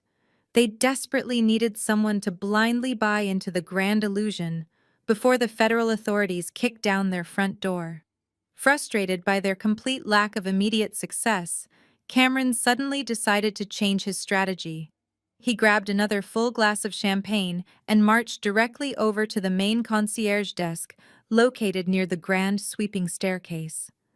The audio feed picked up his increasingly belligerent and highly demanding tone immediately. "I need to speak to the owner of this establishment," Cameron demanded, leaning heavily and aggressively against the smooth marble counter. "My venture capital firm is prepared to offer a highly lucrative exclusive partnership, but I only deal directly with the primary executive stakeholders. Tell your boss that Cameron is waiting in the VIP section, and I expect a private introduction immediately." The concierge offered a polite, practiced customer service smile. "The founder and CEO will be addressing the entire assembly shortly, sir," she replied smoothly. "All private introductions will be handled strictly after the main presentation concludes here tonight." My father stepped up closely beside Cameron, scowling deeply at the concierge. "You do not seem to understand who you are speaking to," Richard threatened, his voice low and incredibly nasty. "We are not just regular standard guests. We are elite, powerful investors. We do not wait in line with the rest of this common crowd. Bring the owner out here right now, or we will happily take our massive capital elsewhere." I sat back comfortably in my leather chair in the secure command center and let out a soft, chilling laugh. The absolute magnitude of their delusion was spectacular. The grand ballroom atmosphere suddenly shifted dramatically. The soft ambient jazz music smoothly faded into total absolute silence. The massive crystal chandeliers overhead dimmed instantly, casting the vast, beautiful space into a dramatic, expectant twilight. The low hum of elite conversation stopped as all eyes turned eagerly toward the grand, sweeping staircase. Twin bright spotlights illuminated a sleek, modern podium. The master of ceremonies announced that the enigmatic founder and CEO would now address the crowd. Richard and Cameron aggressively pushed their way to the very front row, holding their drinks completely ready to blindly network with their own executioner. The master of ceremonies stepped back from the sleek acrylic podium, allowing the dramatic silence to stretch across the vast room. High above the polished black marble floor, a single brilliant spotlight pierced the dim twilight of the ballroom. It illuminated the landing of the grand sweeping staircase. The orchestral music swelled to a triumphant crescendo. I took a slow, measured breath and stepped out of the shadows into the blinding cascade of light.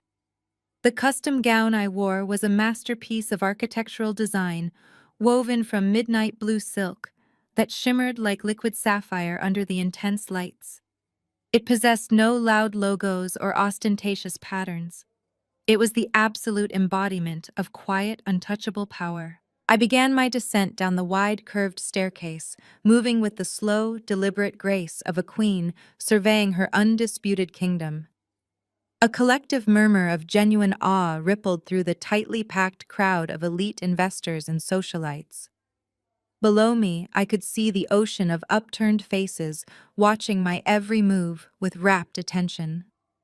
And right there, in the very front row, standing shoulder to shoulder with the city's wealthiest power brokers, were my father, Richard, my brother, Cameron, and my mother, Patricia.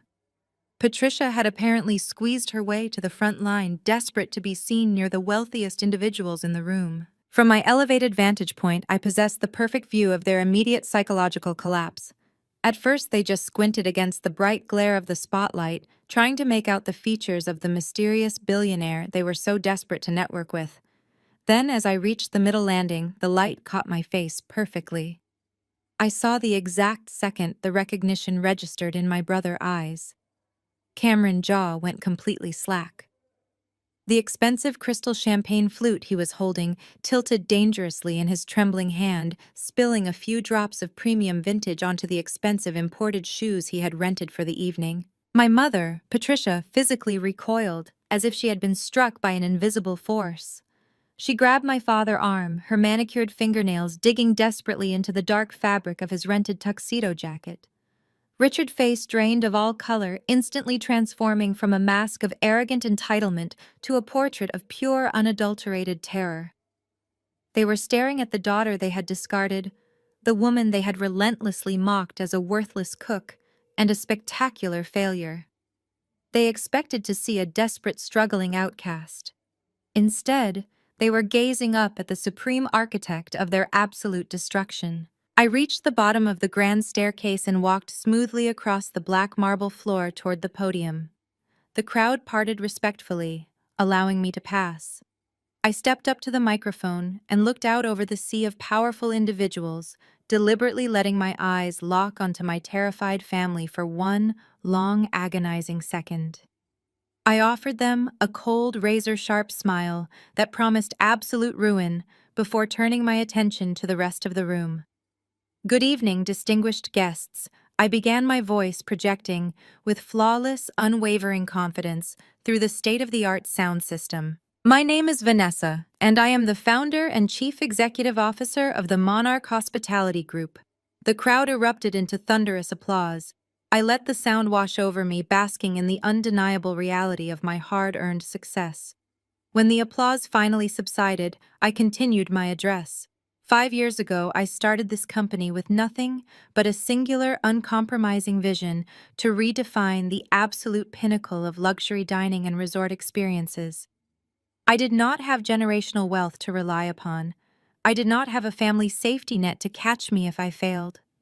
I built this empire entirely from scratch, relying purely on my own relentless determination and the incredible dedication of my executive team. I paused to let those specific words sink in, watching my family squirm in the front row. To them, my catering gig was a pathetic joke. They had completely convinced themselves I was living in squalor. Now they were being forced to stand in a room packed with actual billionaires and listen to me casually dismiss the very concept of their financial support.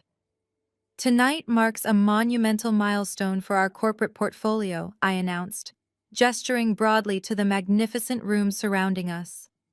Aura is the culmination of 3 years of intense development and hundreds of millions of dollars in strategic investment. But it is not our only recent triumph. I gripped the edges of the podium, leaning forward slightly to deliver the next devastating piece of information. As many of you read in the financial journals this morning, Monarch Hospitality Group has officially finalized the aggressive hostile acquisition of several historic properties in the downtown district.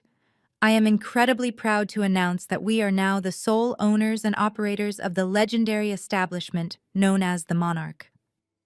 The room broke out into another round of enthusiastic applause. Investors nodded in deep approval of the aggressive corporate expansion. But the reaction from my family was entirely different. The revelation hit Richard, Patricia, and Cameron like a runaway freight train. I watched the profound, horrific realization detonate behind their eyes. They had mocked my career while eating Wagyu steaks at a restaurant I was in the process of acquiring. They had attempted to dine and dash, leaving a massive bill at an establishment I completely owned. The police had arrested them in a building that belonged entirely to me. I had not just called the police on my family. I had utilized my own corporate security protocols to have them dragged out of my own restaurant in handcuffs. The sheer psychological weight of their catastrophic mistake was visibly crushing them. They had marched into my corporate headquarters screaming demands and throwing wild tantrums.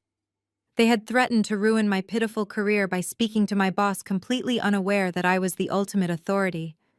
They had attempted to extort $50,000 from a woman whose personal net worth dwarfed their wildest, most delusional fantasies.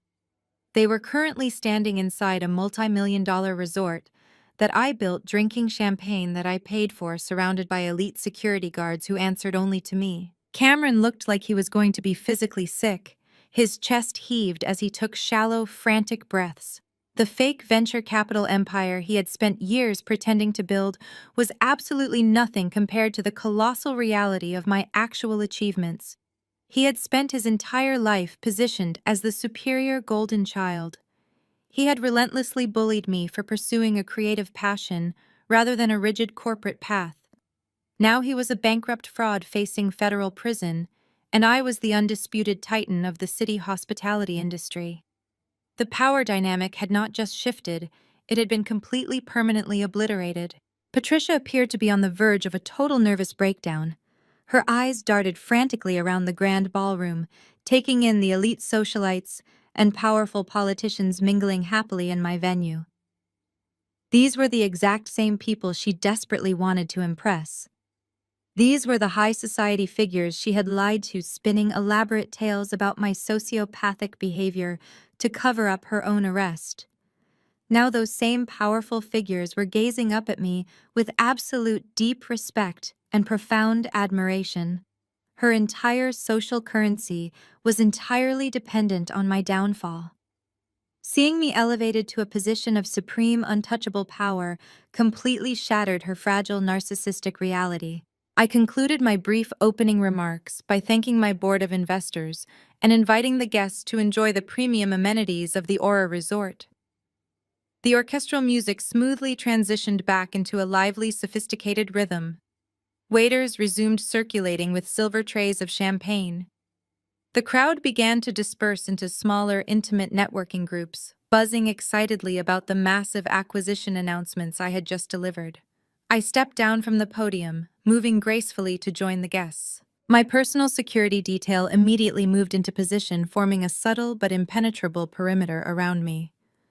I accepted congratulations from several prominent hedge fund managers and a highly respected state senator. All the while, I kept my peripheral vision locked onto the front row where my family remained, completely paralyzed by shock. They were trapped in a severe state of cognitive dissonance. Their brains simply could not reconcile the pathetic scapegoat they had abused for decades with the powerful billionaire CEO currently dominating the room. Any rational human being in their position would have immediately recognized the immense danger they were in. A normal person would have felt a profound sense of shame and terror. They would have quietly turned around, slipped out the front doors, and fled into the night, praying I would not use my vast wealth and influence to destroy them. They had committed massive federal wire fraud using my identity. They were standing mere feet away from the woman who possessed the power to send them all to federal prison with a single phone call. Fleeing was their only logical option. But my family did not operate on standard human logic. They operated on a deep toxic foundation of absolute unchecked narcissism. I watched my father Richard physically shake off his initial shock. He stood up straighter, aggressively, adjusting the lapels of his cheap rented tuxedo. I could see the greedy gears turning rapidly inside his head. He looked around at the room full of billionaires who were actively clapping for me. He looked at the massive crystal chandeliers and the imported black marble floors. He did not see a daughter he had profoundly wronged. He saw an endless, bottomless bank account. In his deeply twisted mind, my success was simply an extension of his own greatness. He believed he was entitled to a piece of my empire simply because we shared the same last name. He completely ignored the 5 years of brutal silence. He conveniently forgot the fact that he had told me I owed him for raising me just days ago. He mentally erased the horrific smear campaign his wife was currently running on social media. Driven by pure, unadulterated greed and a desperate need to save himself from impending bankruptcy, Richard decided to play the ultimate delusional card. He stepped forward aggressively, pushing past a prominent real estate mogul to close the distance between us. He ignored the sudden tense shifting of my personal security detail, who immediately stepped forward to block his path. Richard did not care. He needed the room to know he was connected to the supreme power in the building. He needed these elite investors to believe he was part of my multi-million-dollar success story. It was his only chance to secure the funding he desperately needed to save Cameron's fraudulent failing business. Richard raised his nearly empty glass of champagne high into the air. He puffed out his chest and plastered a massive fake beaming smile across his face. He turned toward the group of highly influential billionaires standing directly next to him, ensuring his voice was loud enough to carry over the sophisticated jazz music playing in the background. He wanted everyone in our immediate vicinity to hear his absolute blatant lie. "That is my brilliant daughter," Richard proclaimed, his voice booming with artificial pride and staggering arrogance. "We taught her everything she knows about business. We supported her vision from the very beginning. We are so incredibly proud of the empire we built together." The sheer audacity of my father's bold declaration hung in the opulent air of the grand ballroom like a toxic fog. He stood there with his chest puffed out, and his rented tuxedo catching the light, projecting the absolute falsehood of a proud, supportive parent. The group of elite billionaires and prominent real estate moguls standing directly adjacent to him turned their heads, looking between Richard and me with mild curiosity. They were politely waiting to see how I would acknowledge the man claiming to be the primary architect of my massive hospitality empire. Richard smiled at them, a greedy, desperate grin that practically begged for their immediate financial investment. He truly believed he had checkmated me in public. He assumed that because we were standing in front of the most powerful and influential individuals in the entire state, I would be forced to play along with his delusional charade to avoid a messy public scandal. He thought I would quietly accept his fabricated narrative and allow him to attach his sinking bankrupt ship to my pristine luxury brand.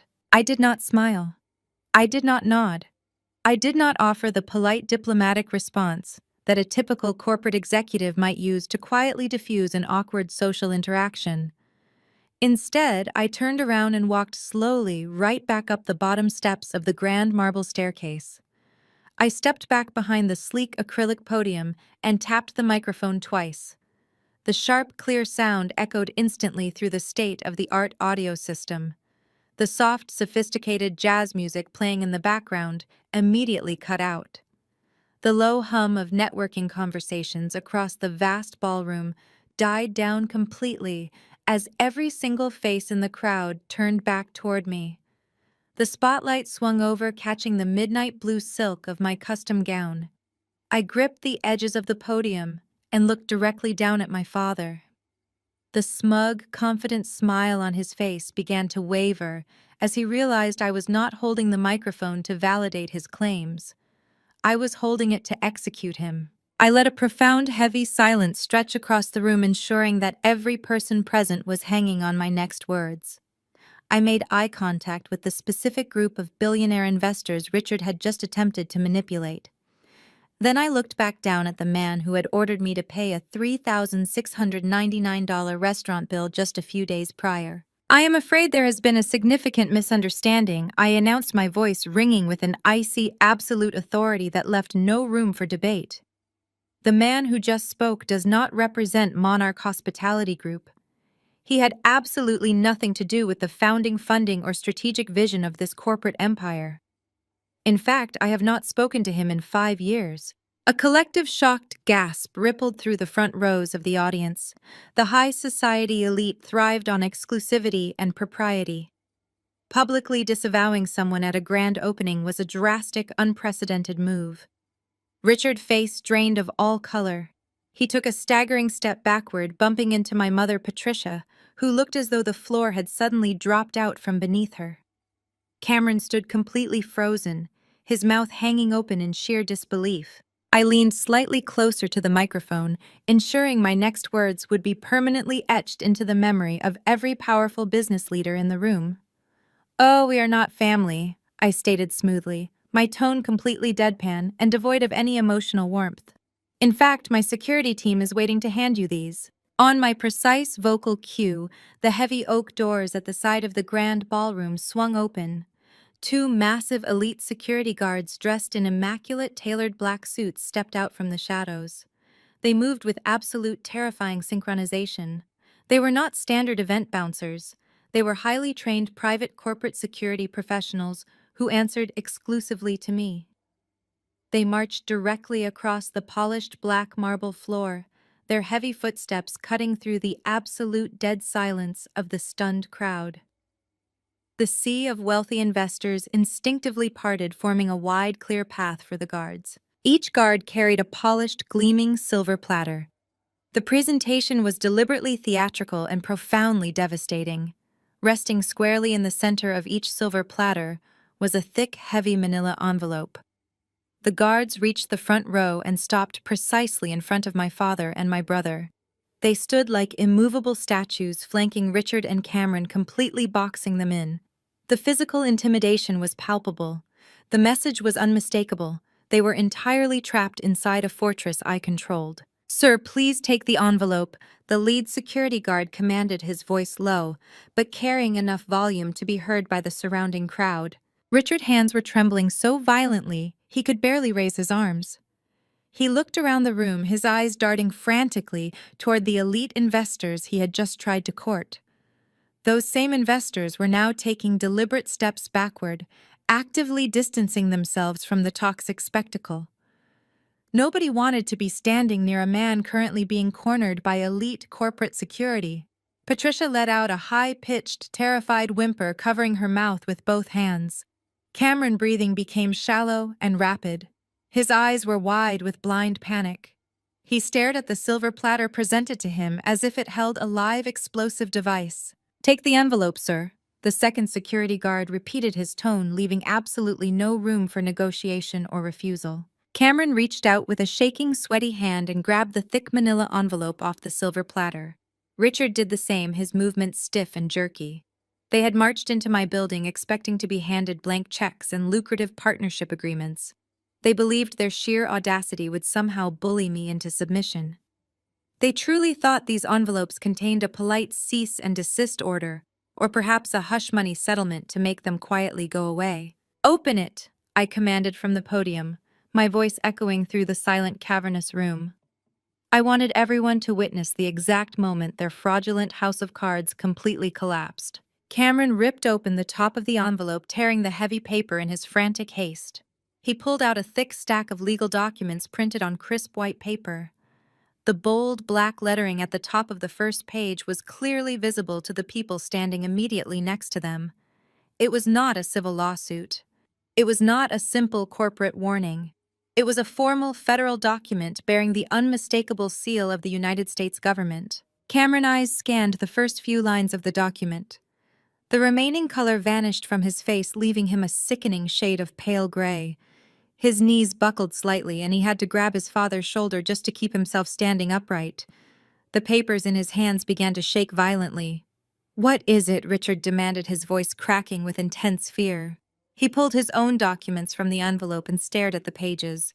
"They are federal subpoenas," I announced from the podium, ensuring the entire ballroom of powerful stakeholders understood exactly what kind of criminals had attempted to infiltrate their exclusive network. "They are formal federal subpoenas for identity theft, wire fraud, and grand larceny. They detail the exact unauthorized use of my personal Social Security number to secure a fraudulent $500,000 commercial loan. They also contain the forensic financial tracking of those stolen funds directly into hidden offshore accounts." A loud collective gasp erupted from the crowd of elite investors. The whispers began instantly spreading like wildfire across the grand ballroom. High society thrived on prestige, but it absolutely despised financial fraud. The wealthy moguls and venture capitalists, who had been politely listening to Cameron's desperate pitches just minutes ago, now looked at him with profound, pure disgust. They realized they had been targeted by a broke, desperate con artist. My mother, Patricia, let out a loud, dramatic wail. She grabbed my father's arm, trying to pull him away from the intense, glaring spotlight of public judgment. Richard just stood there, completely paralyzed, clutching the federal subpoena that effectively ended his life as a free man. The fake millionaire facade had been entirely violently stripped away. They were completely exposed, naked and vulnerable, in front of the very people they had dedicated their entire pathetic lives trying to impress. "Please escort these gentlemen and their guest off my property," I instructed the security guards, my voice perfectly calm and devoid of any sympathy. "They are no longer welcome at Aura or any other establishment owned by the Monarch Hospitality Group. Hand them directly over to the federal authorities currently waiting in the front lobby." The two massive security guards stepped forward and firmly grabbed Richard and Cameron by their upper arms. There was no gentle guidance. It was a forceful physical removal. Cameron dropped his half-empty glass of expensive champagne. It shattered violently against the pristine black marble floor, sending shards of crystal and spilled wine flying in every direction. It was a perfect physical representation of his ruined, fraudulent life. "Do not touch me!" Richard screamed weakly, attempting to wrestle his arm away from the guard's iron grip. "You cannot do this. We are your family. We raised you." The guards ignored his pathetic protests. They spun him around and began marching him toward the exit. Cameron did not even try to fight back. He looked completely catatonic, his eyes glazed over with the absolute certainty of his impending prison sentence. Patricia scrambled frantically behind them, sobbing loudly and trying to hide her face from the countless cell phone cameras that were now actively recording their humiliating exit. The sea of powerful billionaires parted once again, allowing the disgraced family to be marched through the center of the grand ballroom. The silence was broken only by Patricia's loud weeping and the heavy, synchronized footsteps of the security detail. I stood at the acrylic podium watching them take the long, agonizing walk of absolute shame. They were dragged past the exquisite ice sculptures, the premium champagne bars, and the elite guests they had tried so desperately to manipulate. The heavy glass doors at the entrance of the ballroom swung open. Through the gap, I could see the flashing red and blue lights of the federal vehicles already waiting in the main reception lobby outside. My legal team had executed the trap, flawlessly coordinating the subpoena delivery with the exact arrival time of the federal task force. The doors swung shut behind my family, cutting off Patricia's final theatrical sob and sealing them out of my world forever. I smoothed the front of my midnight blue silk gown and leaned back into the microphone. The crowd turned their attention back to me, their faces a mixture of absolute awe and profound respect. I had not just removed a threat. I had demonstrated an untouchable, ruthless power that every single business leader in that room deeply understood and admired. I apologize for that brief, unfortunate interruption, I said, a warm, genuine smile returning to my face. As I was saying, Monarch Hospitality Group is committed to maintaining the absolute highest standards of integrity and excellence. Please continue to enjoy the magnificent evening we have prepared for you tonight. The orchestral jazz music immediately swelled back to life, filling the vast, beautiful space with sophisticated energy. The waiters seamlessly resumed circulating with fresh trays of premium champagne. The party roared back to life, completely undisturbed by the removal of the toxic garbage. I stepped down from the podium and walked smoothly into the crowd. My family had thought they could crash my greatest triumph and steal my crown. Instead, they had provided the perfect entertainment for my victory lap.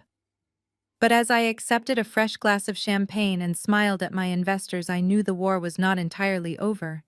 A cornered rat will always try to bite back, and Cameron was about to make one final, desperate, catastrophic mistake. The devastating footage of my father and brother being physically escorted out of Aura in federal handcuffs did not just stay within the confined elite circles of the grand ballroom. High society thrives on gossip, but it absolutely weaponizes public humiliation. By Sunday morning, secretly recorded cell phone videos of their disastrous exit were circulating wildly across local business forums and exclusive corporate group chats. By Monday morning, the local financial press had picked up the story, completely annihilating Cameron's fake venture capital empire. The immediate public fallout was absolutely catastrophic for them. The few mid-level investors who had been blindly entertaining Cameron's desperate pitches immediately severed all contact. The bank holding the fraudulent $500,000 commercial loan officially initiated the aggressive default protocol. My father country club suspended his membership pending the results of the federal investigation. They were suddenly total social and financial pariahs trapped in a massive public nightmare of their own making. I arrived at my corporate headquarters on Tuesday morning feeling a deep, profound sense of absolute closure. I had executed my defensive strategy flawlessly, protecting my identity and my corporate assets, while simultaneously holding my toxic family completely accountable for their massive federal crimes. I assumed the battle was officially over. I assumed they would quietly retreat into the shadows to prepare for their impending criminal trials. I underestimated the sheer dangerous delusion of a truly desperate, cornered narcissist. My executive assistant Megan walked into my office holding a thick, printed document. Her expression was deeply troubled, a stark contrast to her usual unflappable professional demeanor. "We just received an encrypted email sent directly to your private corporate inbox," she said, placing the document carefully onto my glass desk. "The encryption protocols bypassed our standard spam filters.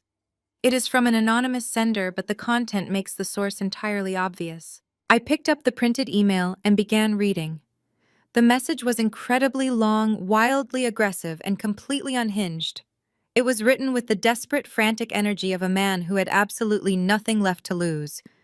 It was from Cameron. "You think you are so smart, Vanessa," the email began, the text practically radiating absolute toxic hatred. "You think you can just destroy your own family and walk away laughing in your expensive silk dress? You think your precious elite investors are going to protect you when they find out who you really are. You are nothing but a massive fraud.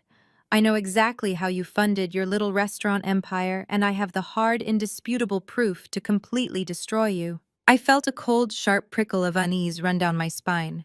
The accusation was completely fabricated. I had funded my very first small restaurant using a risky, high-interest small business loan and years of grueling, exhausting culinary work. I had the meticulous financial records to prove every single legitimate cent I had ever earned. But Cameron was not relying on facts. He was relying on the devastating power of a highly sensational public relations nightmare.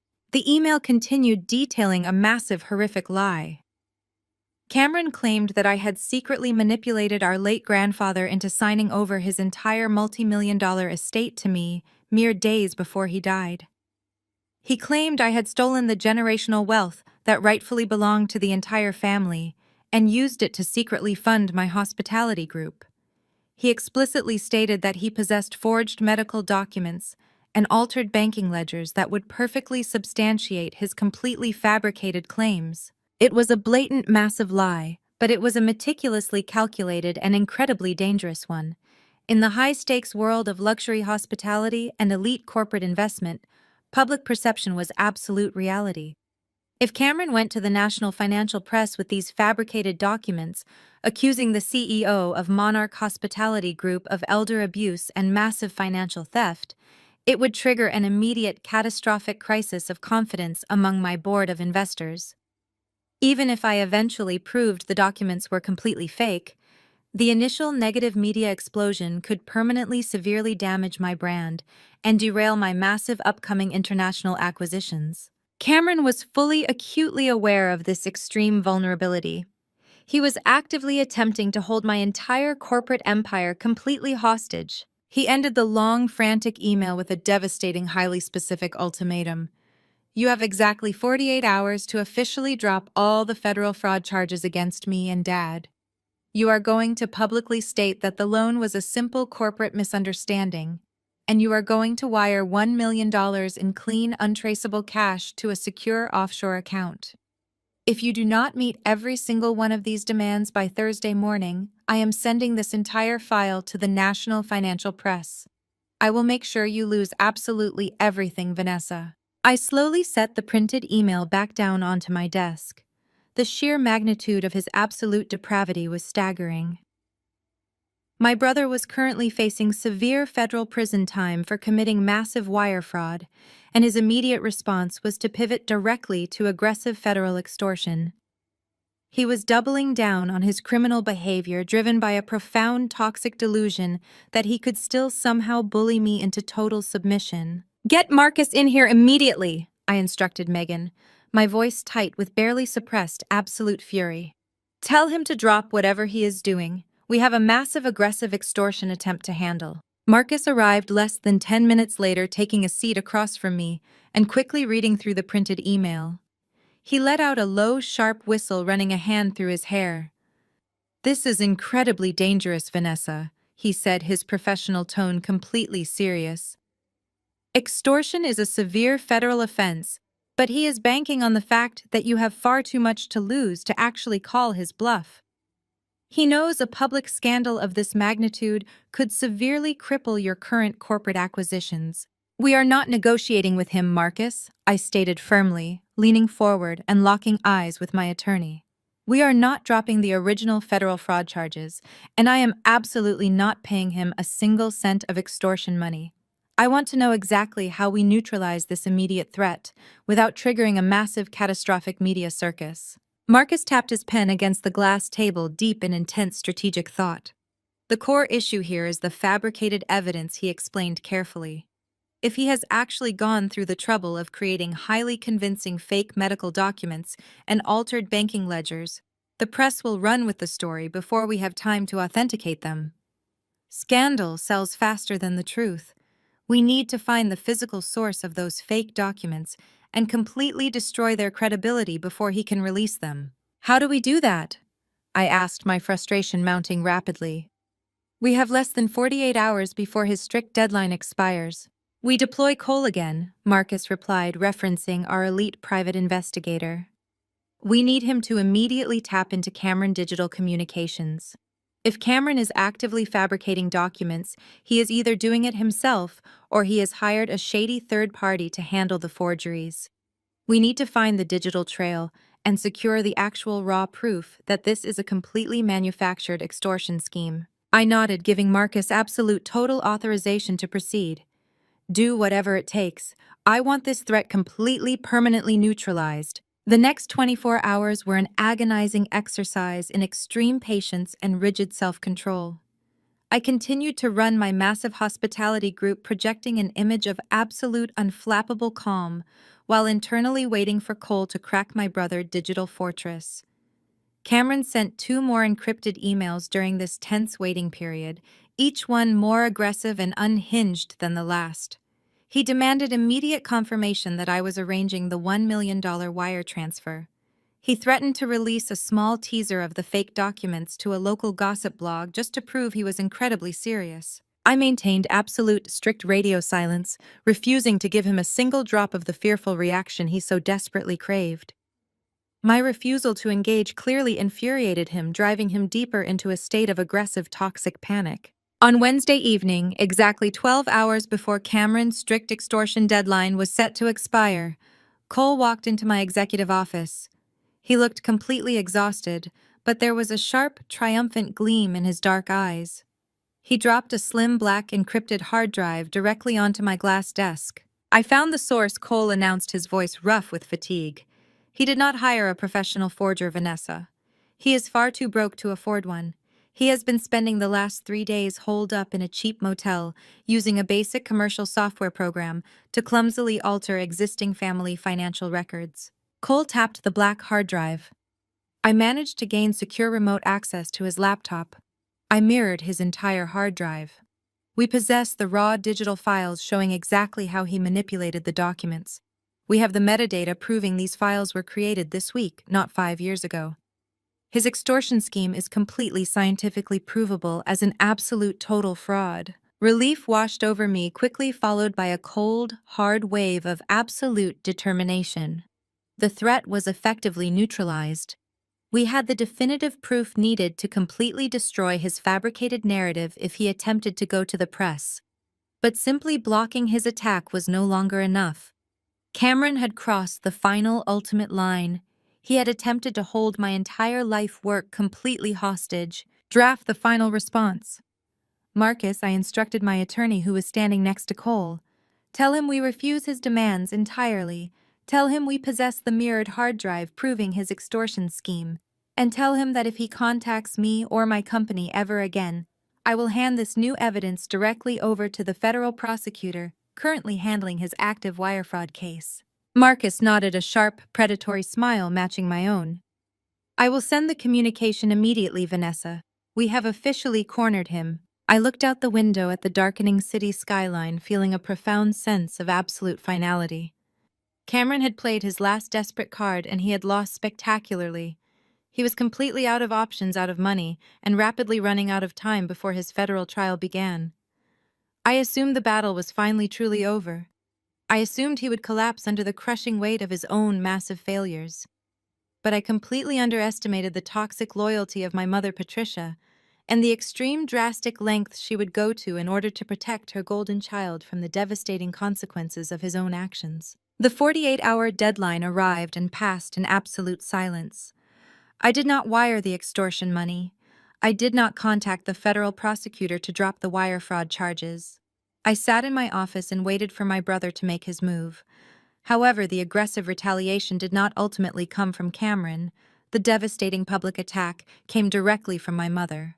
Patricia realized that Cameron was completely paralyzed by fear and lack of resources, so she took matters into her own hands, utilizing the only weapon she had left. She weaponized her own tears. On Thursday morning, my mother secured a highly coveted prime-time slot on the most watched local morning news program in the city. I sat in my corporate war room with my attorney Marcus and my public relations director, watching the live broadcast on the massive flat-screen television mounted to the wall. Patricia had orchestrated her appearance with sickening absolute perfection. She was not wearing the flashy designer clothes or heavy diamond jewelry she normally flaunted. Instead, she wore a simple, modest beige cardigan and minimal makeup. Her hair was styled to look slightly unkempt, giving the distinct illusion of a woman who had been awake for days, consumed by terrible maternal grief. The news anchor, a woman known for her sensationalist emotional reporting, leaned forward with deep, manufactured sympathy. Patricia looked directly into the camera lens and delivered the performance of a lifetime. "My daughter Vanessa has completely lost her way." Patricia wept, dabbing her dry eyes with a crumpled tissue. "We loved her so much. We supported her when she was struggling, but the pursuit of corporate wealth has turned her into a monster. She is a ruthless, greedy shark who values money over her own flesh and blood." The anchor asked her to explain the federal charges currently pending against my brother. Patricia did not hesitate to spin a massive, horrific lie. "Cameron is completely innocent," she sobbed, gripping the edges of the tissue tightly.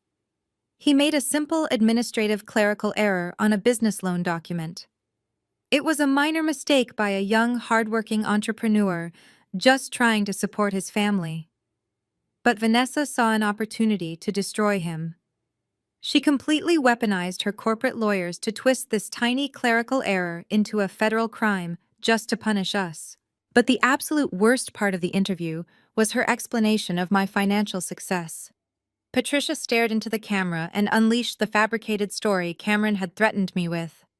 "Vanessa did not build that hospitality empire on her own," Patricia claimed, her voice trembling with righteous indignation. "When my elderly father was on his deathbed, highly vulnerable and confused, Vanessa secretly manipulated him. She stole his entire multi-million-dollar estate. She drained the generational wealth that rightfully belonged to this entire family and used it to secretly fund her luxury restaurants. She stole from a dying man, and now she is trying to throw her innocent brother in a federal prison to cover her tracks." The broadcast ended with my mother burying her face in her hands, sobbing uncontrollably on live television. I pressed the mute button on the remote control, plunging the war room into a heavy, tense silence. My public relations director looked physically ill. Marcus aggressively rubbed his temples, processing the sheer magnitude of the legal defamation that had just occurred. It was a masterclass in toxic manipulation. Patricia had successfully painted herself as a heartbroken victim and transformed me into a cold, calculating corporate villain. The public backlash was swift and incredibly brutal. The local media aggressively latched onto the sensational story of the billionaire hospitality CEO who stole from her dying grandfather and jailed her own brother. The news clip went instantly viral, spreading rapidly from local television to regional news networks and national social media platforms. The public loves a dramatic downfall, and they were more than eager to blindly accept my mother-fabricated narrative without a single shred of actual evidence. Within hours, a coordinated digital assault began. Thousands of negative one-star reviews flooded the online pages of my luxury restaurants and resorts. People who had never stepped foot inside my properties were leaving scathing comments, calling my food toxic, my business practices evil, and my personal character repulsive. My social media accounts were bombarded with death threats and hateful messages demanding I release my innocent brother and return the stolen money to my grieving mother. The digital harassment rapidly escalated into a physical threat. By Friday afternoon, dozens of angry protesters organized through my mother local community groups gathered outside the main entrance of the Monarch. They held up crude cardboard signs accusing me of elder abuse and corporate greed. They shouted aggressively at legitimate patrons trying to enter the restaurant, forcing my elite security team to form a solid physical barricade just to keep the front doors clear. The pristine, flawless reputation of the Monarch Hospitality Group was actively bleeding out in the streets. The escalating public relations nightmare caused an immediate severe panic among my corporate board of investors. At 3 o'clock on Friday afternoon, I was forced to call an emergency board meeting. The atmosphere inside the main executive conference room was incredibly tense. 7 wealthy, highly influential investors sat around the massive polished table, their faces grim and sweating with anxiety. These were men and women who dealt in billions of dollars, but they were terrified of bad publicity. Vanessa, the optics on this situation are absolutely disastrous. The lead investor, a man named Richard Sterling, stated firmly, tossing a printed copy of a negative news article onto the table. We are less than 2 weeks away from finalizing the aggressive acquisition of 3 major international properties in London and Tokyo. Those foreign stakeholders are incredibly conservative. They do not want to associate their historic brands with a CEO currently embroiled in a messy, highly publicized family fraud scandal. Another investor chimed in, her tone sharp and demanding. The protesters outside your flagship restaurant are scaring away our high net worth clientele. We are actively losing revenue. You need to make this completely disappear immediately. We strongly advise you to quietly settle with your family. Pay your brother the $1 million he is demanding. Have your legal team drop the federal fraud charges and force your mother to sign a strict non-disclosure agreement. It is simply the cost of doing business, Vanessa. Pay the extortion money and make the bad press go away today. I stood at the head of the conference table looking at the panicked faces of the board members. They wanted me to surrender. They wanted me to bow down to my toxic family and hand over $1 million just to protect the quarterly profit margins. They expected me to cave under the immense pressure of public opinion. I am not paying a single cent of extortion money, I announced, my voice echoing with a cold, hard authority that commanded the room. And I am absolutely not dropping the federal charges against my brother. The board erupted in immediate protests, but I slammed my hand flat against the table, instantly silencing them. If you pay an extortionist once you guarantee they will return, I explained, my gaze sweeping across the room. If I pay Cameron $1 million today, he will be back next year demanding $5 million.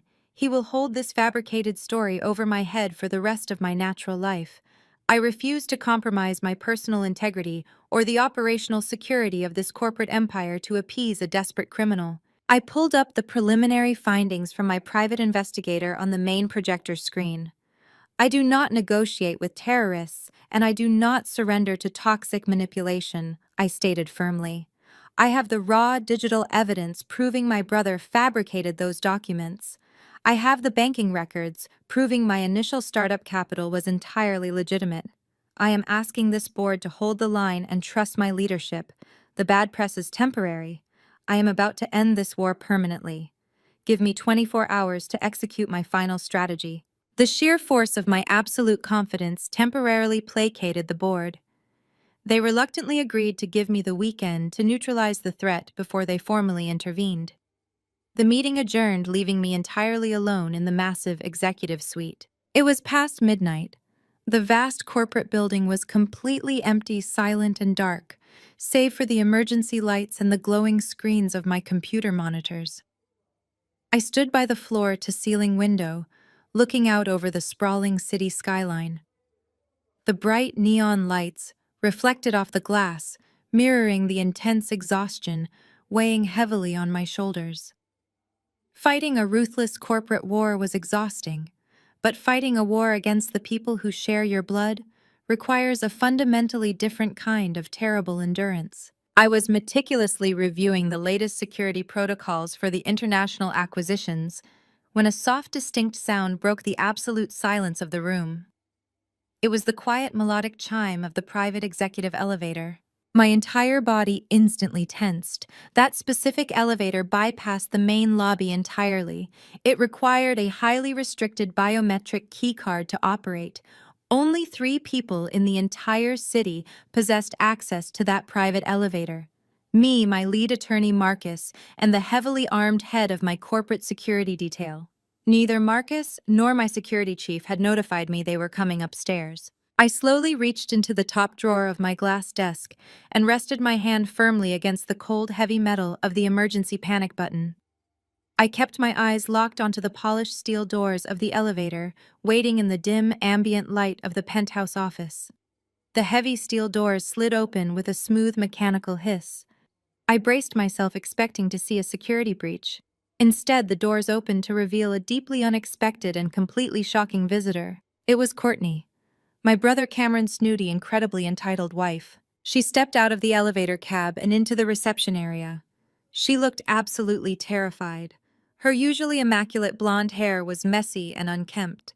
She was wearing a heavy dark trench coat pulled tightly around her body, and she was clutching her expensive designer handbag against her chest like a physical shield. She was physically trembling, shaking so badly her expensive heels clicked erratically against the marble floor. Courtney looked past the reception desk and made direct eye contact with me standing inside my office. She did not say a word. She simply reached into her designer handbag with a trembling hand and pulled out a small, sleek silver object.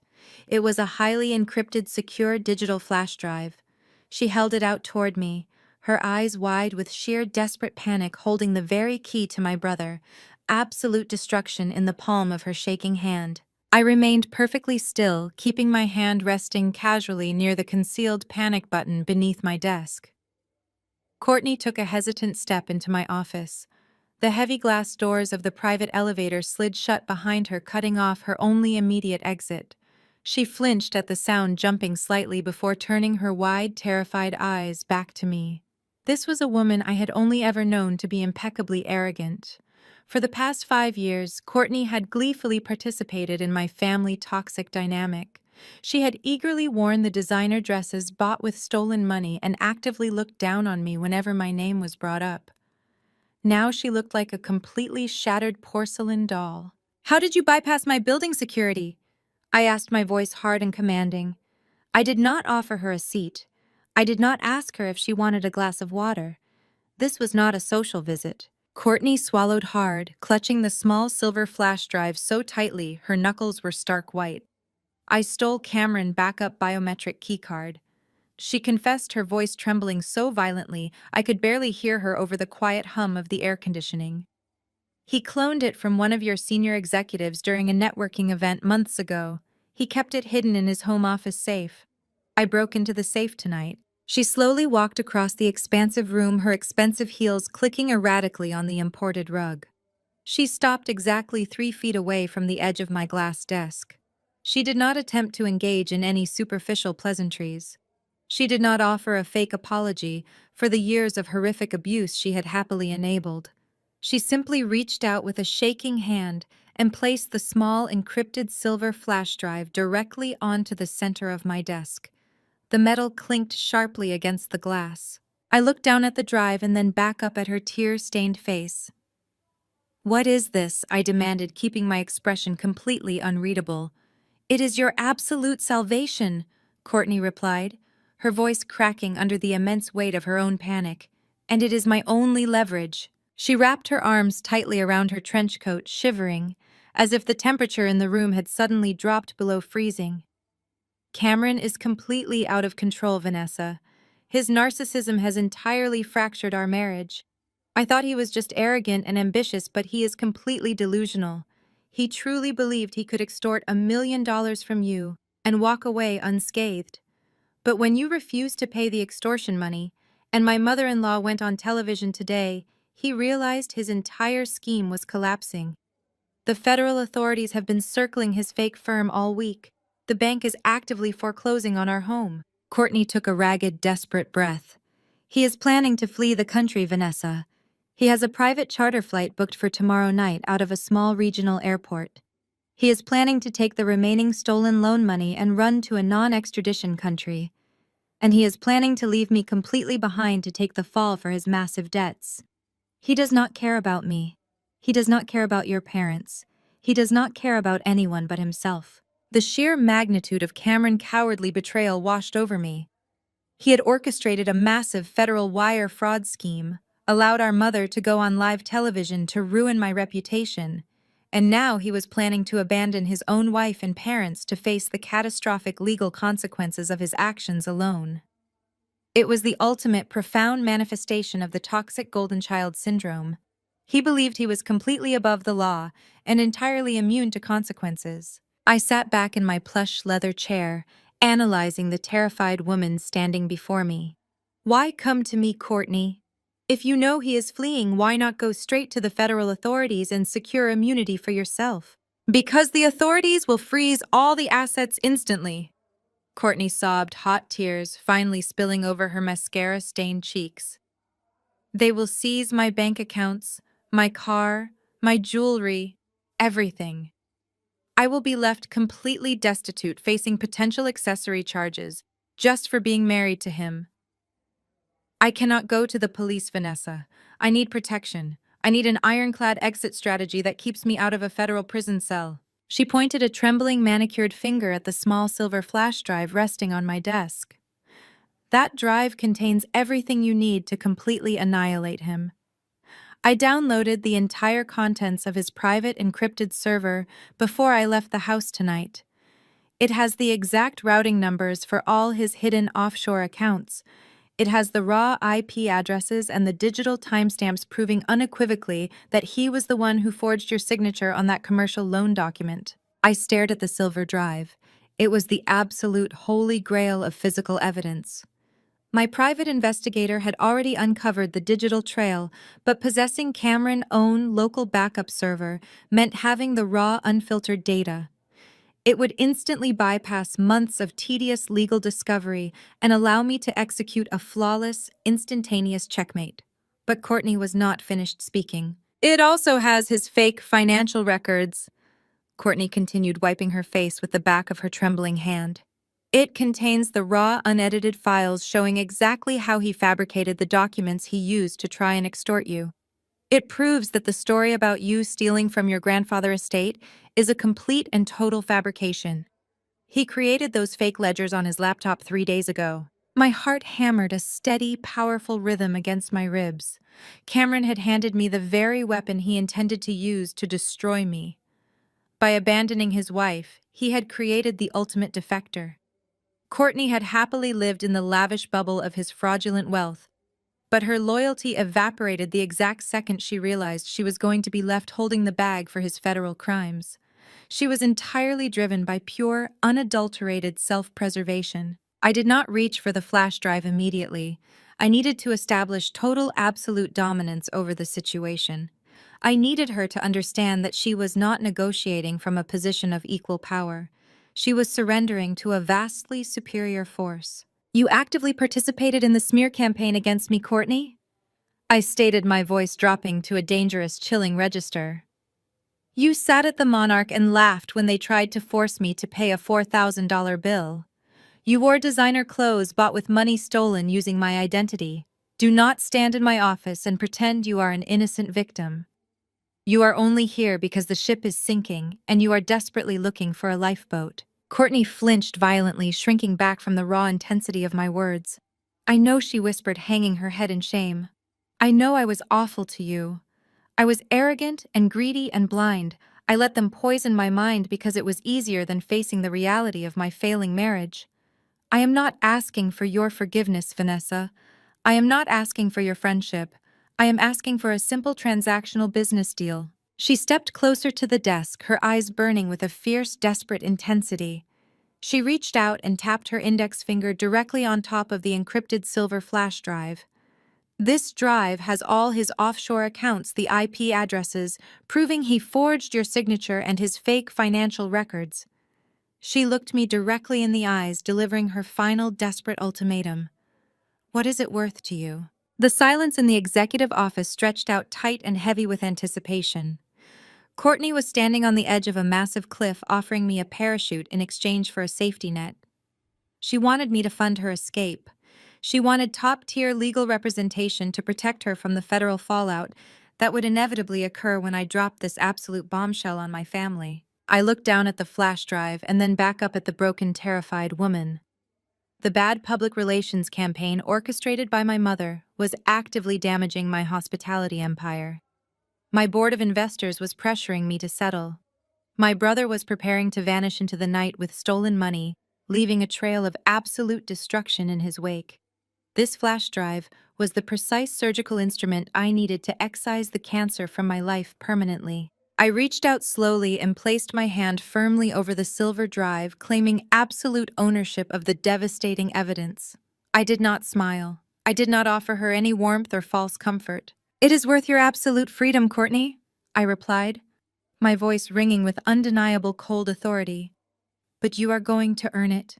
You are going to sit down right now and give my attorneys a full sworn, legally binding recorded statement detailing every single crime your husband has committed. You are going to hand over every password, every hidden account number, and every single piece of dirty laundry this family has been hiding for the past 5 years. If you hold back a single detail, I will hand you and this drive directly to the FBI. Courtney let out a sharp, ragged gasp of pure relief and nodded frantically. I will tell them everything, she promised, her voice breaking. I will give you whatever you want. Just please protect me from him. I picked up my office phone and pressed the speed dial button for Marcus. My lead attorney answered immediately. Marcus, I said, my eyes never leaving Courtney's face. Get the legal team into the main conference room right now. Cancel everything else on your schedule. We have a highly cooperative witness ready to give a full sworn deposition, and we possess the raw physical evidence proving the extortion and the wire fraud. I hung up the phone and slipped the silver flash drive into my pocket. The war was no longer a defensive maneuver. I had the ammunition required to launch a total devastating offensive. My brother thought he could orchestrate a massive fraud, extort a billionaire CEO, and simply fly away into the sunset. He thought he could abandon his wife and leave me to deal with the terrifying media circus his mother had created. He was about to discover that running from the law was entirely possible, but running from my vengeance was an absolute impossibility. I was going to lock down his escape routes, freeze his stolen assets, and drag him back to the very city he was trying to abandon. I was going to use this flash drive to orchestrate a final catastrophic meeting that would systematically break down every single lie my family had ever told. The board of investors wanted me to quietly pay $1 million to make the problem disappear. I was going to do something much more satisfying. I was going to make my toxic family publicly beg for mercy before I completely and permanently destroyed them. I kept my word to Courtney with swift and ruthless efficiency. Within 24 hours, my legal team drafted an ironclad immunity agreement and secured her the most vicious, high-profile divorce attorney in the entire state. We paid the massive retainer in full, transferring the funds quietly and securely. Courtney provided a comprehensive sworn deposition that left absolutely no room for ambiguity. She detailed Cameron's escape plan, verified the contents of the encrypted flash drive, and officially went into hiding at a secure private location funded entirely by my corporate accounts. My brother had planned to leave his wife to the wolves, but he had unknowingly handed me the very weapon I needed to permanently end his miserable existence. With the physical evidence secured, Marcus and I immediately moved to the next phase of the operation. We contacted the federal authorities completely anonymously, leveraging Cole's extensive network of former law enforcement contacts to freeze Cameron's passport and flag his private charter flight. He was grounded. He could not leave the city, let alone the country. But he did not know that yet. We allowed him to believe his escape plan was still perfectly viable. We allowed him to believe he still held the absolute upper hand. I instructed Marcus to contact my family and formally request an emergency mediation meeting. We deliberately chose a neutral location, selecting a prestigious but unaffordable law firm in the financial district. We needed to project the exact illusion of a major corporation scrambling to mitigate a devastating public relations disaster. We needed them to believe that Patricia's unhinged television interview had successfully panicked my board of investors and forced me to the negotiating table. The bait was set perfectly. The mediation was scheduled for Friday morning, exactly 48 hours after Patricia's tearful television broadcast. I sat at the far end of the expansive mahogany conference table, my hands folded neatly in front of me. Marcus sat to my right, an open legal pad resting on the polished wood. The room was bathed in cold, natural light filtering through the massive windows. The atmosphere was completely sterile, devoid of any personal touches or emotional warmth. It was the perfect stage for a corporate execution. My family was intentionally kept waiting in the lobby for exactly 15 minutes. It was a standard power play designed to heighten their anticipation and inflate their already massive egos.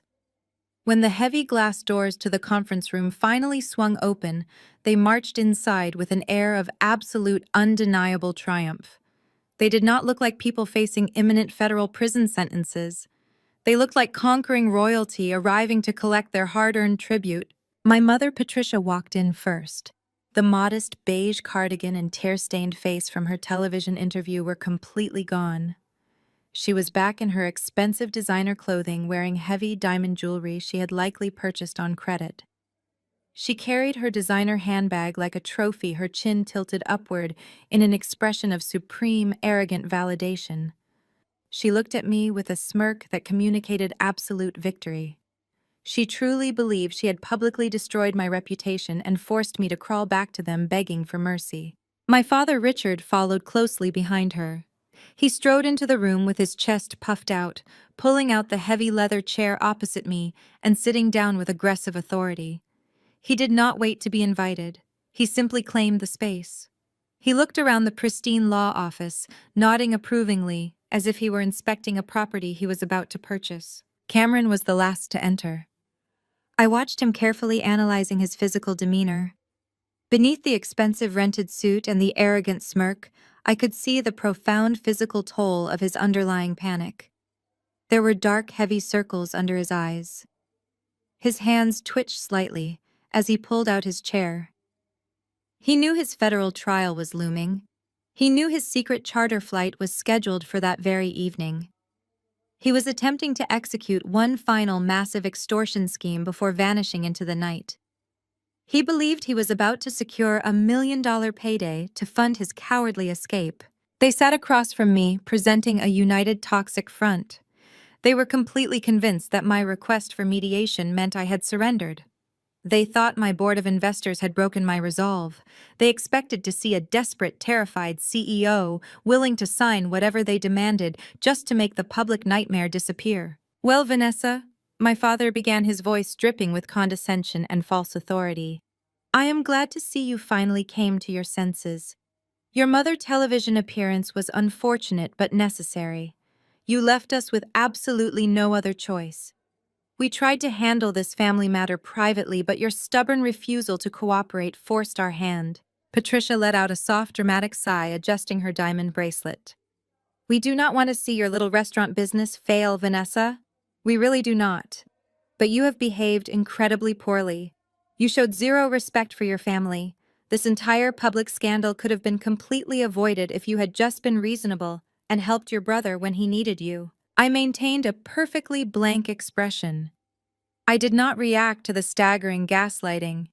I did not point out that they had committed massive wire fraud, stolen my identity, and attempted to extort me for $50,000 before Patricia ever stepped in front of a news camera.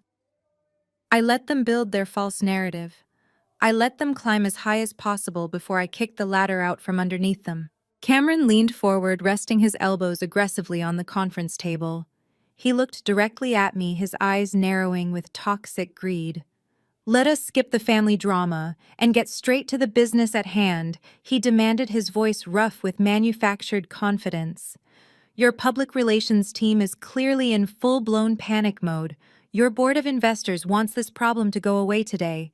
We hold all the leverage here, Vanessa. You are going to give us exactly what we want, or Mom goes on the national networks tomorrow morning and completely destroys whatever is left of your brand. I kept my voice completely even, devoid of any emotion. What exactly are your demands, Cameron? State them for the record. Richard took over acting as the aggressive negotiator for their fraudulent enterprise. He pulled a piece of folded paper from his jacket pocket and placed it on the table.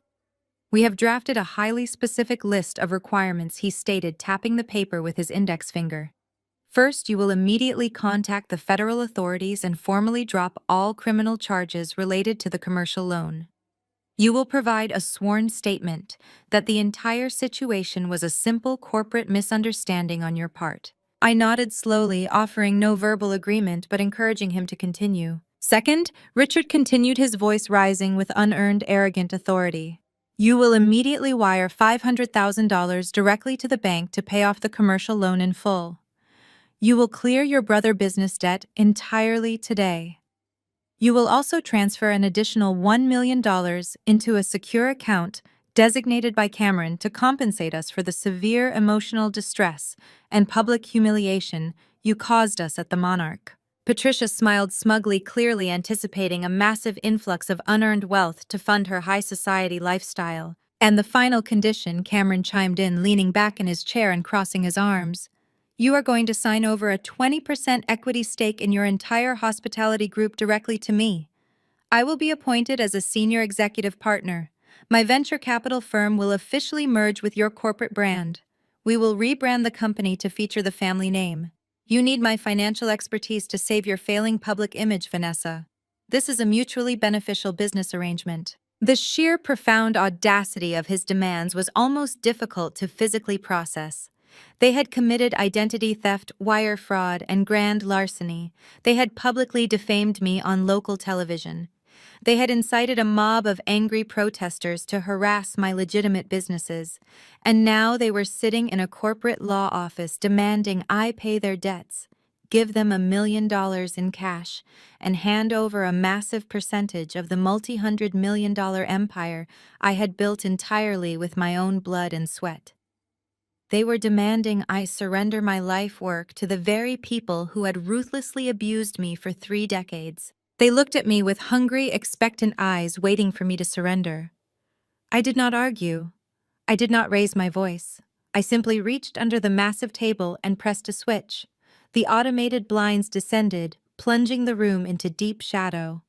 I quietly turned on the high-definition ceiling projector. The bright beam of the projector cut through the darkened conference room, casting a stark white rectangle against the far wall. The sudden shift in lighting caused my family to blink in confusion. They had expected me to hand over a signed contract or a multi-million-dollar check. Instead, they were staring at a crisp, high-definition display of a computer desktop. It was not my desktop. The customized background image featured a sleek black sports car parked outside a lavish mansion. It was Cameron's personal laptop screen. I picked up a small remote control from the table and pressed play. A crystal-clear screen recording began to run. The silence in the room was absolute as my family watched the digital cursor move across the projected image. The recording captured every single keystroke and mouse click in devastating real time. We watched as Cameron logged into a highly secure encrypted banking portal. We watched him enter his private credentials. We watched the screen load to display a staggering negative balance on his domestic commercial accounts. Then the recording shifted to a new tab. It was an international wire transfer portal.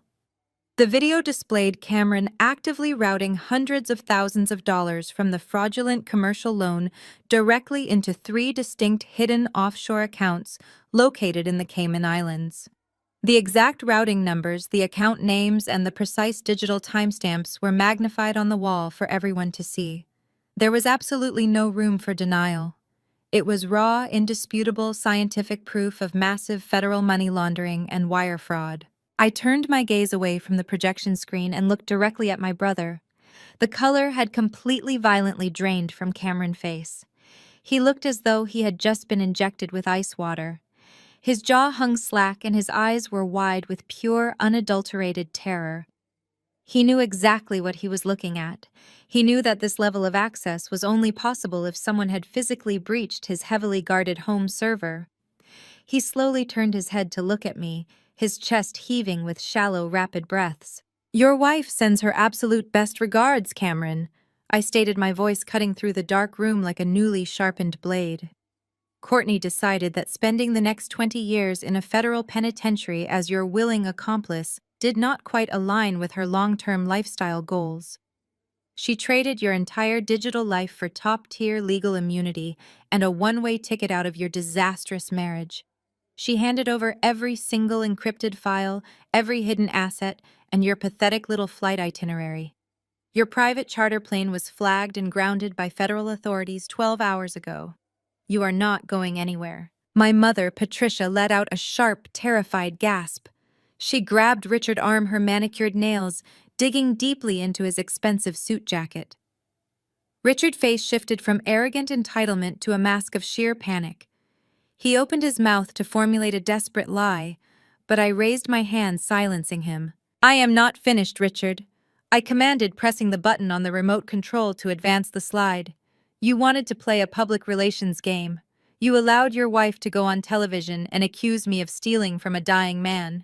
You tried to destroy my corporate empire by claiming I drained my grandfather's estate. You demanded extortion money to hide a crime I never committed. Now let us look at the truth. The projection screen shifted from Cameron laptop recording to a series of official banking ledgers. These documents bore the unmistakable watermarks of elite forensic accounting firms and the official seals of federal banking institutions. I had unleashed my private investigators to unearth the darkest buried secrets of our family financial history. These are the authenticated raw financial records of grandfather estate. I explained, highlighting a specific column of dates and massive withdrawals. The records show the exact flow of his generational wealth during the final agonizing months of his life. Notice the dates carefully. These liquid transfers occurred exactly 5 years ago.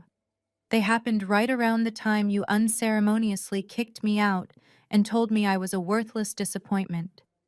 They happened while I was sleeping on a terrible mattress. I clicked to the next slide, revealing the final destination of those massive stolen funds. You did not use that money to pay for medical care, I stated, my voice ringing with cold fury.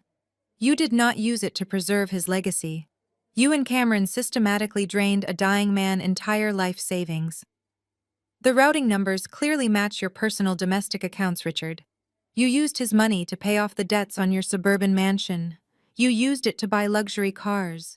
You used his stolen wealth to fund Cameron fake venture capital startup. You committed the exact heinous crime you just publicly accused me of committing. You are the real thieves. My father looked at the giant projected screen as if it were a massive approaching executioner. The physical evidence was entirely overwhelming. His entire life was built on a foundation of profound hypocrisy and devastating theft. Patricia stared at the banking ledgers, her eyes darting back and forth between the dates and the transfer amounts. She looked at Richard with a sudden, horrifying realization. She had just gone on television and directed the entire media spotlight onto a crime her own husband and son had actually committed. She had basically painted a massive bright red target on their own backs. You walked into this mediation room believing you held all the leverage. I continued, pacing slowly across the dark carpeted floor. You truly believed your fabricated media circus broke my resolve. You expected me to hand over $1 million and surrender 20% of my hospitality group. You completely underestimated my absolute willingness to burn this entire toxic family dynamic to the ground. Cameron was visibly shaking now. His arrogant posture had totally collapsed, leaving him hunched over the mahogany table like a cornered, terrified animal. He reached up and loosened his tie, gasping for air in the sterile, quiet room. "We can fix this," Cameron pleaded, his voice cracking into a pathetic, desperate whine. "Vanessa, please, we can retract the statements. Mom will go back on television and say she made a mistake. We will figure out a way to pay the bank back. Just do not give these files to the authorities. They will lock me away for decades. Please, you are my sister." I stopped pacing and stood directly at the head of the long table, towering over them in the dim ambient light. "I am not your sister," I corrected him, my tone completely devoid of any familial warmth or sympathy. "I am the chief executive officer of the Monarch Hospitality Group, and you are a hostile criminal threat that I am currently neutralizing." My father tried to salvage whatever tiny fragment of power he thought he had left. "You cannot use those documents," Vanessa, Richard argued, his voice trembling with sheer desperation. "They were obtained illegally. Courtney stole them from Cameron's private server. They will never hold up in a court of law." I let out a chilling laugh that echoed off the blank walls. "Do you really think I care about the admissibility of evidence in a civil trial, Richard? I am not taking you to small claims court. I am handing a neatly wrapped package of definitive financial fraud to the federal government. By the time their forensic teams execute search warrants on your home and seize your physical hard drives, the origin of Courtney flash drive will not matter. The feds will find the exact same evidence. You are inescapably trapped." I reached into my designer briefcase and pulled out a single crisp piece of legal paper prepared by my lead attorney, Marcus. I walked slowly around the massive mahogany table, my heels clicking sharply against the hardwood floor. I placed the document flat onto the surface directly in front of my trembling father. I placed an expensive silver fountain pen right next to it. The room was suffocatingly silent, broken only by Cameron's ragged, panicked breathing. "You have exactly 60 seconds," I announced, tapping my index finger deliberately against the pristine white paper. "You will sign a full public retraction of your vicious lies. You will sign full detailed confessions to the commercial bank regarding the massive loan fraud. You will legally waive any right to ever contact me, step foot in my luxury properties, or use my corporate name again. If you do not comply immediately, this highly encrypted flash drive goes directly to the aggressive FBI task force currently waiting for my signal in the downstairs lobby. The absolute final choice is entirely yours to make today, but the strict countdown has officially begun. You are completely out of time and out of options, so choose very wisely."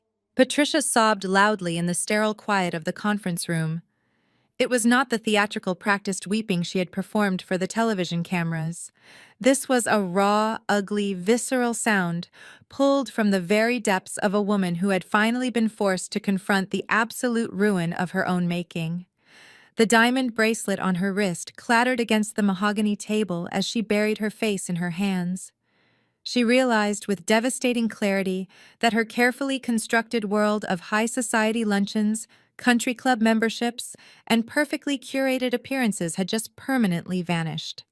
The public retraction she was required to sign would instantly obliterate whatever tiny shred of credibility she had left in her elite circles. Her friends would turn their backs the moment they discovered the truth. She had traded her daughter for a golden child who turned out to be a broke federal criminal, and now she was entirely, utterly alone. Cameron snatched the expensive silver fountain pen from the table. His breathing was fast and shallow, the sound echoing loudly in the quiet room. He was hyperventilating, practically suffocating on the absolute certainty of his impending prison sentence.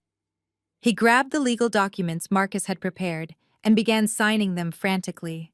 His hands were shaking so violently that his signature was barely legible. He scratched his name across the bottom of the public retraction, the full confession to the commercial bank, and the legally binding waiver to never contact me again.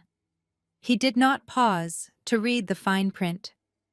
He did not attempt to negotiate terms. The arrogant, demanding venture capitalist had been completely broken, reduced to a terrified, scrambling coward, desperate to delay the inevitable wrath of the federal government for even a few more hours.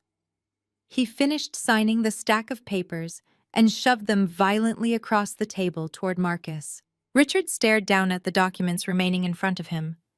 He looked older than he had ever looked before. The unearned authority he usually projected had been violently stripped away, leaving nothing but a hollow, desperate man staring at the undeniable physical proof of his own massive failures. He slowly reached out and picked up the silver pen. I watched his hand tremble as he placed the nib against the pristine white paper. He paused for a long, agonizing moment, hovering over the signature line. He was signing away his pride, his false narrative, and his final connection to the incredibly wealthy daughter he had so casually discarded. He signed his name with slow, deliberate strokes, finalizing his total and absolute surrender. Marcus efficiently gathered the signed documents, tapping the thick stack sharply against the mahogany table to align the edges. He slipped them into a secure legal folder and nodded at me, confirming that we had secured everything we needed. I stood up from my chair, buttoning my tailored suit jacket with a smooth, practiced motion. I did not offer them any parting words of wisdom or a dramatic final speech. They had taken up enough of my valuable time. I simply turned around and walked out of the conference room, leaving them sitting alone in the cold shadows to fully process the utter devastation of their ruined lives. 6 months later, the natural, inevitable consequences of their actions had entirely reshaped their reality. The highly public retraction my family was forced to sign sent massive immediate shockwaves through the city business circles and high society networks. The local media voraciously consumed the story, reporting aggressively on the full confession of the loan fraud and the exposure of the stolen estate funds. Patricia's tearful television interview became an infamous local joke, a prime example of extreme toxic manipulation. Cameron's federal trial was short and entirely brutal. Because he had signed a full confession to avoid the release of Courtney digital evidence, he had absolutely no viable legal defense. He was convicted of multiple counts of wire fraud and identity theft, and sentenced to a substantial term in a low-security federal prison. His fake venture capital firm was dissolved, and his remaining minimal assets were seized by the bank to cover a fraction of the fraudulent loan. Courtney, with her ironclad immunity agreement and top-tier legal representation, finalized a highly favorable divorce, keeping whatever personal assets she had legally protected and completely severing all ties to the disgraced family. Richard and Patricia faced their own profound specific kind of ruin. While they narrowly avoided direct federal charges for the loan fraud, their very public confession regarding the stolen estate funds resulted in massive, severe financial penalties. They were forced to completely drain their retirement accounts and aggressively liquidate their assets to cover the mounting astronomical legal fees. Blacklisted from their elite country clubs and entirely shunned by their former high society friends, they found themselves completely isolated. They were eventually forced to sell their sprawling suburban mansion at a significant loss. They moved into a cramped, noisy two-bedroom apartment in an undesirable part of the city, a jarring, profoundly miserable downgrade for a couple who had spent their entire lives obsessively projecting immense wealth. They were left with nothing but each other and the bitter, agonizing knowledge that they had actively destroyed their own golden future. The cool evening breeze swept across the expansive rooftop terrace of the Monarch, bringing with it the crisp, salty scent of the nearby ocean. It was a beautiful, clear night, and the city skyline glittered brightly in the distance. I stood near the edge of the terrace, resting my hands lightly on the polished glass railing. The restaurant below was operating at maximum capacity, humming with the sophisticated, vibrant energy of my successful hospitality group. But up here on the private reserved rooftop, the atmosphere was intimate and deeply celebratory. I turned around to look at the small group of people gathered around the luxurious fire pit. Marcus was there, laughing warmly as he recounted a particularly challenging recent legal victory.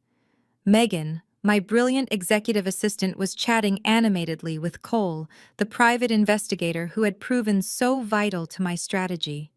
David, the general manager of the Monarch, was expertly pouring fresh glasses of wine for the group. They were my loyal staff, my trusted colleagues, and my fiercely supportive friends. They were the people who had stood by my side, who had believed in my vision, and who had helped me protect the empire I had built. They were my true chosen family. I lifted my crystal glass filled with the same rare $1,600 Bordeaux my family had so carelessly consumed during their pathetic ambush. But I was not drinking it to prove a point or to flaunt unearned wealth. I was drinking it because I enjoyed the taste and because I could comfortably afford to celebrate my hard-won peace. I took a slow, appreciative sip, letting the rich, complex flavor linger. I looked out over the sparkling city, completely unburdened by the heavy, toxic expectations that had defined my early life. My family had tried to crush me. They had tried to steal from me. They had tried to force me into a role of perpetual submission.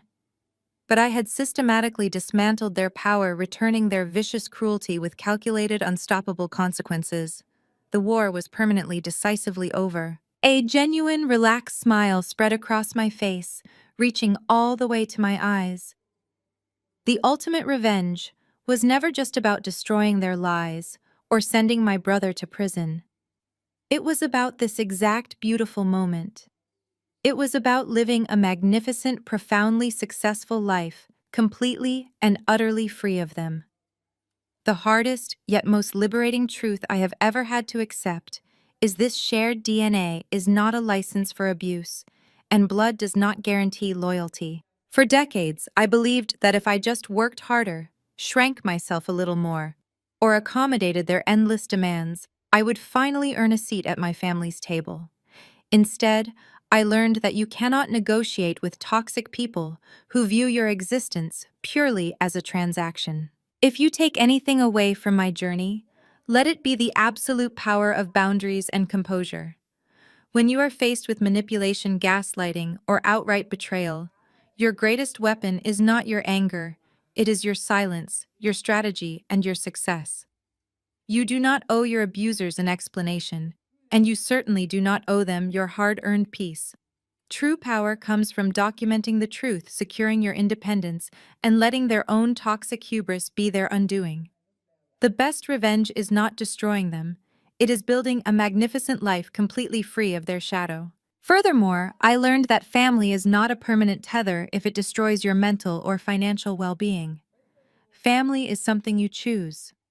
It is the loyal friends, the supportive colleagues, and the partners who stand by you in the trenches and celebrate your victories without a trace of jealousy. Have you ever had to walk away from a toxic relationship to protect your peace and build your own empire?